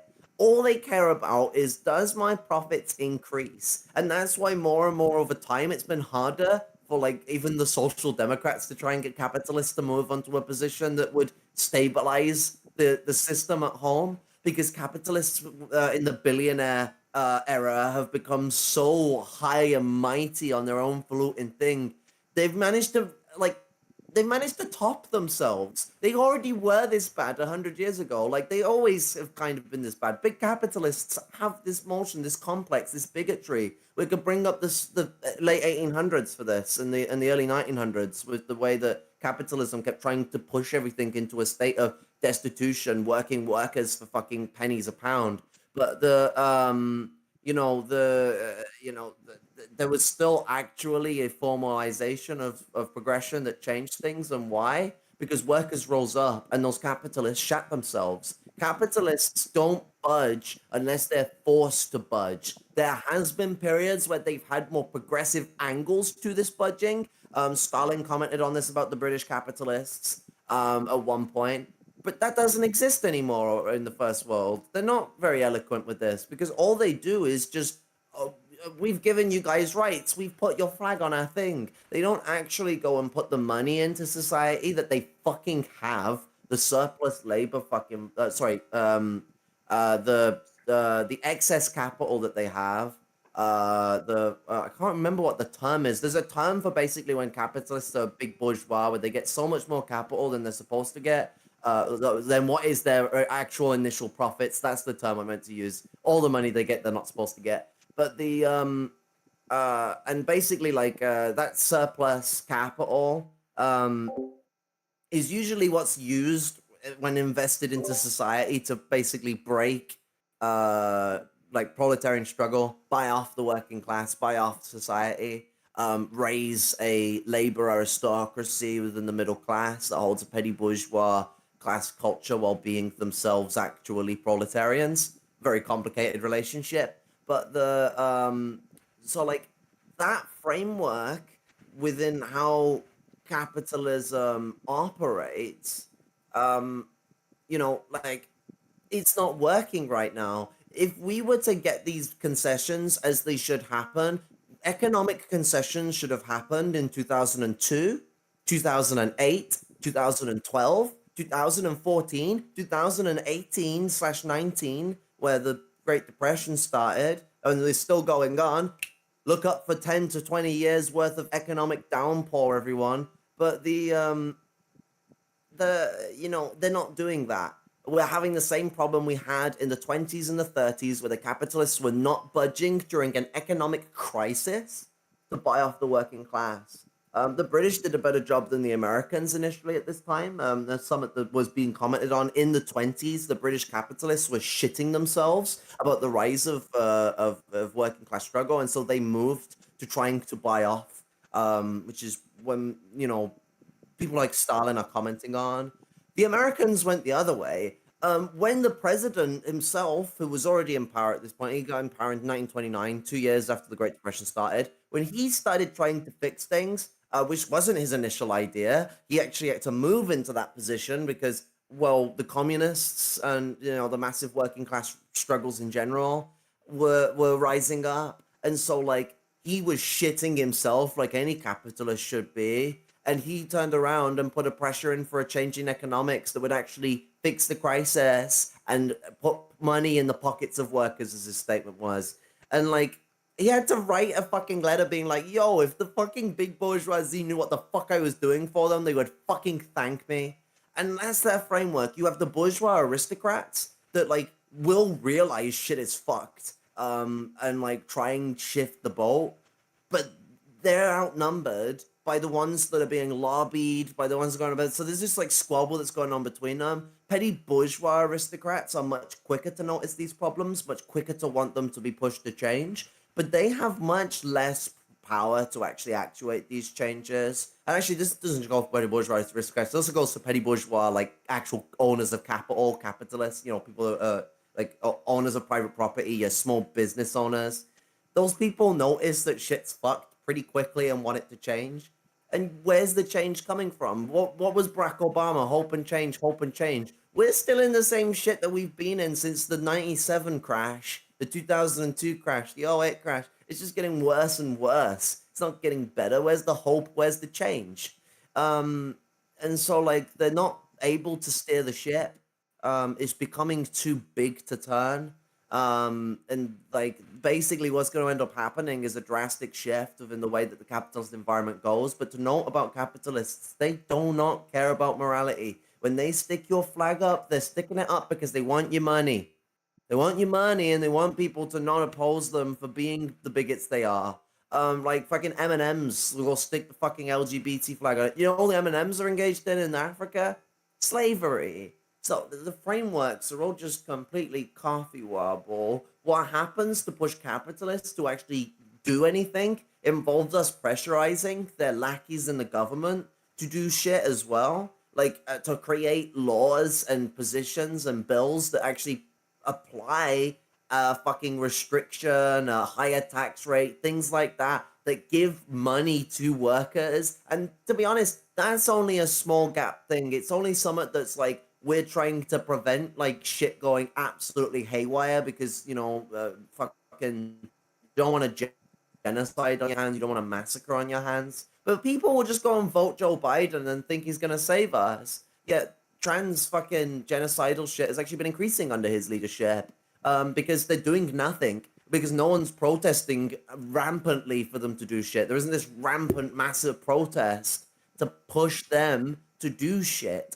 And so they won't. And so we're going to get the same argument again. What, you're not going to go support Joe Biden to help trans people? I absolutely think that if any of the two should get in power between Trump and Biden, it is Biden. Get Biden in. But do something with it. Don't just fucking get the cunt in and then fucking sit on your asses. Because that's how we get things like pink imperialism, where like instead of like actual pushing for domestic policy, they'll give us shit that they want. They want us to go join the military. They want us to join the police force. They want us to be a part of their fucking system of oppression. Not that they want to accept us. They fucking despise us, but they want us to basically be lackeys for them, be little bitches. And so if we're actually gonna do anything about it, we have to fucking fight. Stop fucking voting in Biden or Keir Starmer or whichever dickhead, because they say that they're accepting of us. Acceptance is not enough. They need to do shit. They should get in. I don't want Trump to get into power. So, and there's literally no third party that's ever going to win the presidency. Maybe the Greens, maybe. But the system is like it's a first past the post system in the UK and the US, which means the two primary parties, or three in our case, because as much as everyone forgets about them, the Lib Dems do exist. You know, those parties have like a 1,000 to 100,000 like times the chance to actually get elected. They get so many more votes per vote in reference to their relation to a constituency. And so like get Biden in, but do something.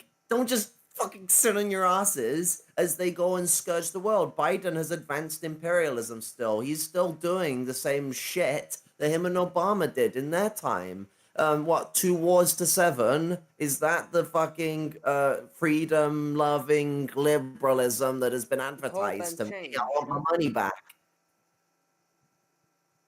We're like hoping for more destruction and change the situation to the worse. Yeah, that's it. So it's like Specky V said, petty bourgeois and labor aristocrats who want to be gangsters are something else. Oh my god, yeah, the white people in the upper middle class that fetishize like gangster rap. well, middle class in general. It happens with lower middle class people as well. But like, there's this whole white people that never have been street in their life, don't even associate with people from the street, that will use words like G.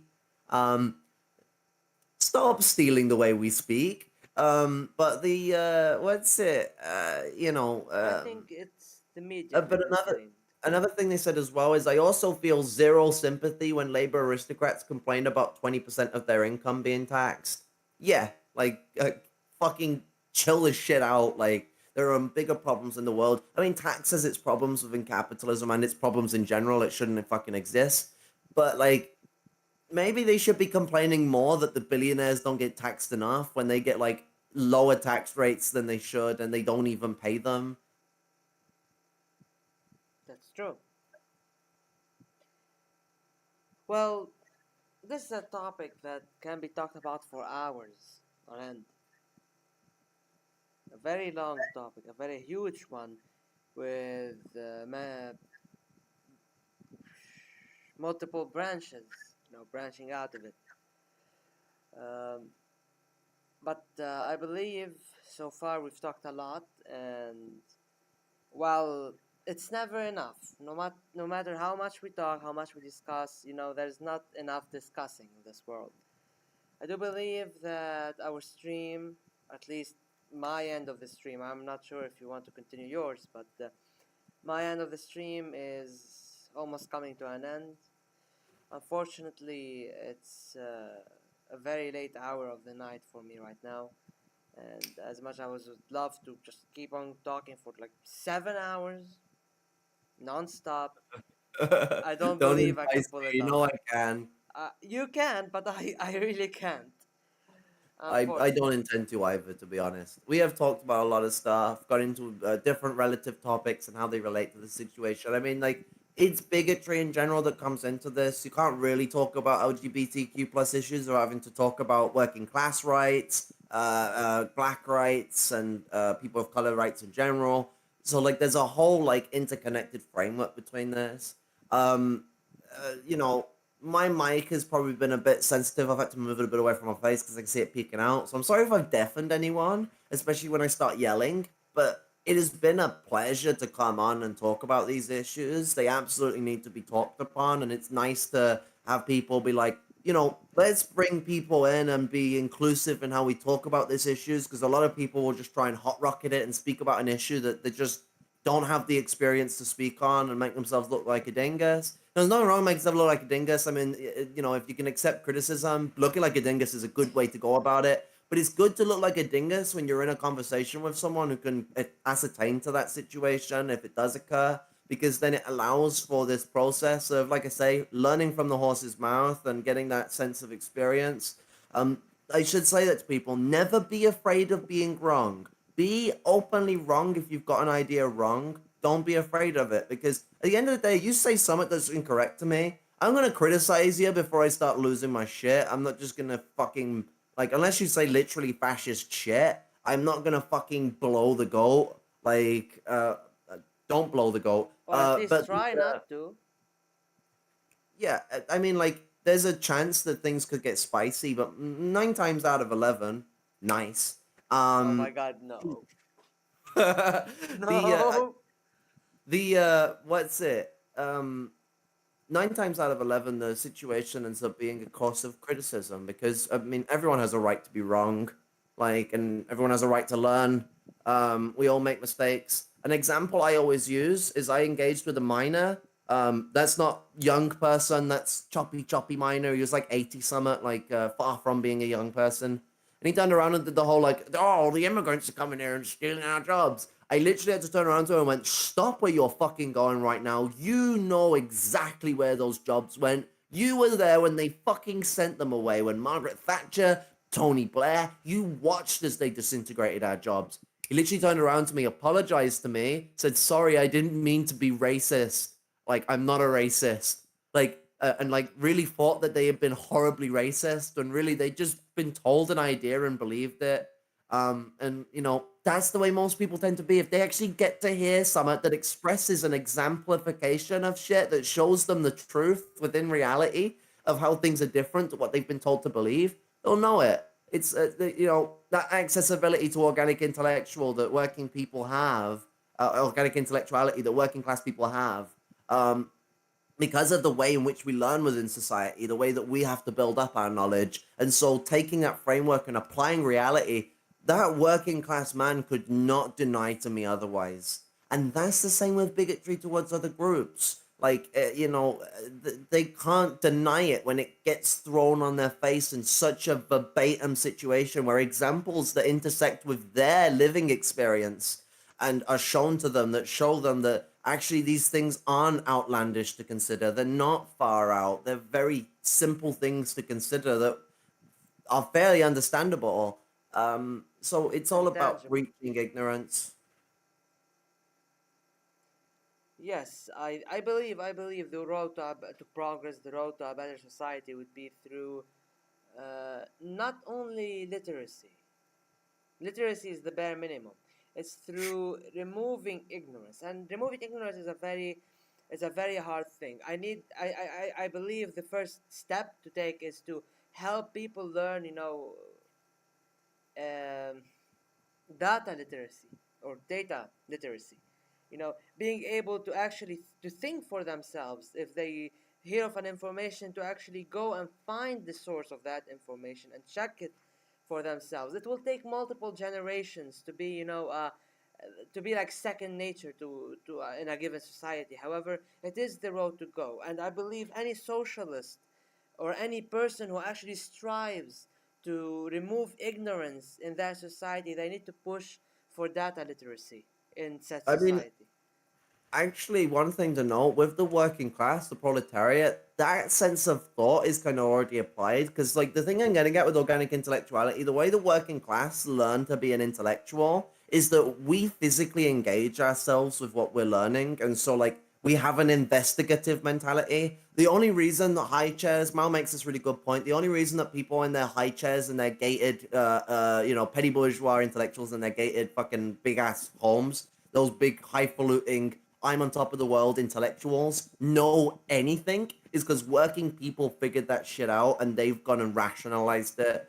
What the difference is teaching people more to rationalize their knowledge and not to just keep it empirical, because that's really the problem that can occur. But the ground basis of actually researching kind of already exists. It's just in sort of a more physical framework. It's having to get more involved in it. And so it's bringing this rational framework of knowledge into connection with the empirical framework of knowledge.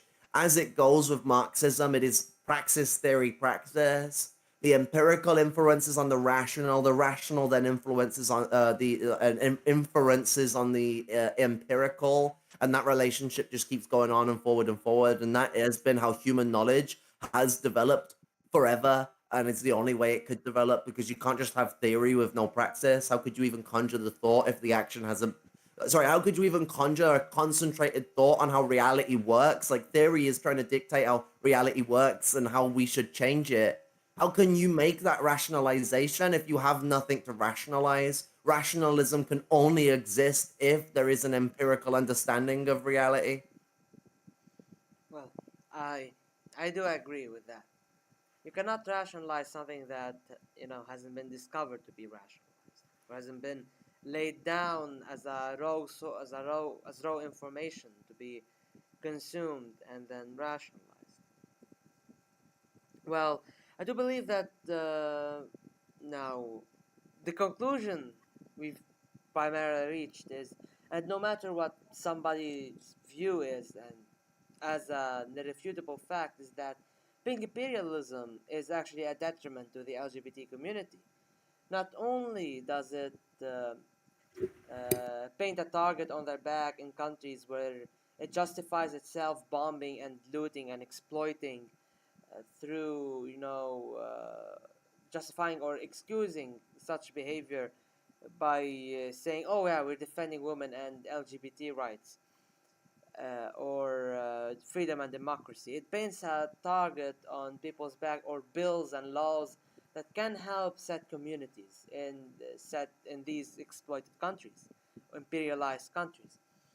And that's on the one hand. On the other hand, It also aims to use people of oppressed communities or people of the LGBT community as tools of oppression in other countries, as tools of oppression against their own people, not out of progress, out of a necessity and out of pacification and avoiding the radicalization of said dissatisfied groups in society, or invisible groups in society, or ignored groups in society, oppressed groups within society. That this being imperialism is nothing new. It's pretty much a manifestation of or a rebranding of something that has always existed. And corporations are no better than institutions of oppression in certain governments ran by exploitative capitalist assholes, which is basically the majority of the world, unfortunately, as it is right now. That these corporations, they are not over here to protect your rights, no matter who you are, be it part of the LGBT, not part of the LGBT. They try and brand themselves or brand their products as catering to you, to your needs, to your feelings, while in fact they're just capitalizing on your emotions, trying to cash in a buck. They have no problem selling your soul to the devil and getting some fucking interest on top of that. Keep in mind, corporations, as they are right now, in this current late stage capitalist world, they are one of the worst institutions to ever exist on this planet. They are the ones plundering our resources. They are the ones driving this planet on the verge of fucking destruction, and they are the ones profiting of our infighting. No matter how large or small our infighting, no matter how benign or bloody it gets. Therefore, capitalism, imperialism, no matter what banner it might hold, it will forever remain exploitation of people, exploitation of labor, exploitation of resources. No matter how progressive or uh, educated or forward thinking or liberationist it might paint itself as, it has always the agenda of keeping people oppressed, keeping people down, pacifying them, brainwashing them for the sake of the dollar, for the sake of money. It doesn't even have to be the dollar. Any fucking currency, gold, any precious material, any precious resource. Therefore, do not trust these. Capital would be the word you're looking for. What? Capital would be the word you're looking for. Capital, yes.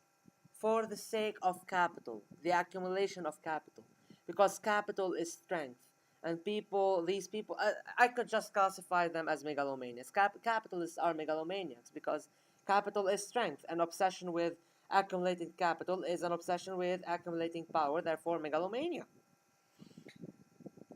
Uh, so Absolutely. So no matter who you are, if you are part of the LGBT community or not part of the LGBT community, if you support them or if you do not support them, no matter what your views, do not be blinded by these institutions and by their practices. They aim to divide people, they aim to blind people, they aim to pit us against each other, to kill each other while they profit off of our deaths.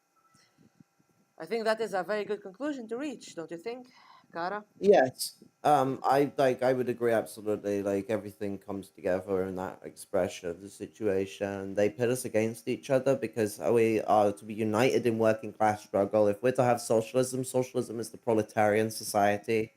Well, if they split us up, we can't have that. There is no proletarian without a unification of the different minorities that exist within the proletariat, whether they be LGBTQ plus, black, people of color in general, disabled people. Hello. Indigenous people. What's it?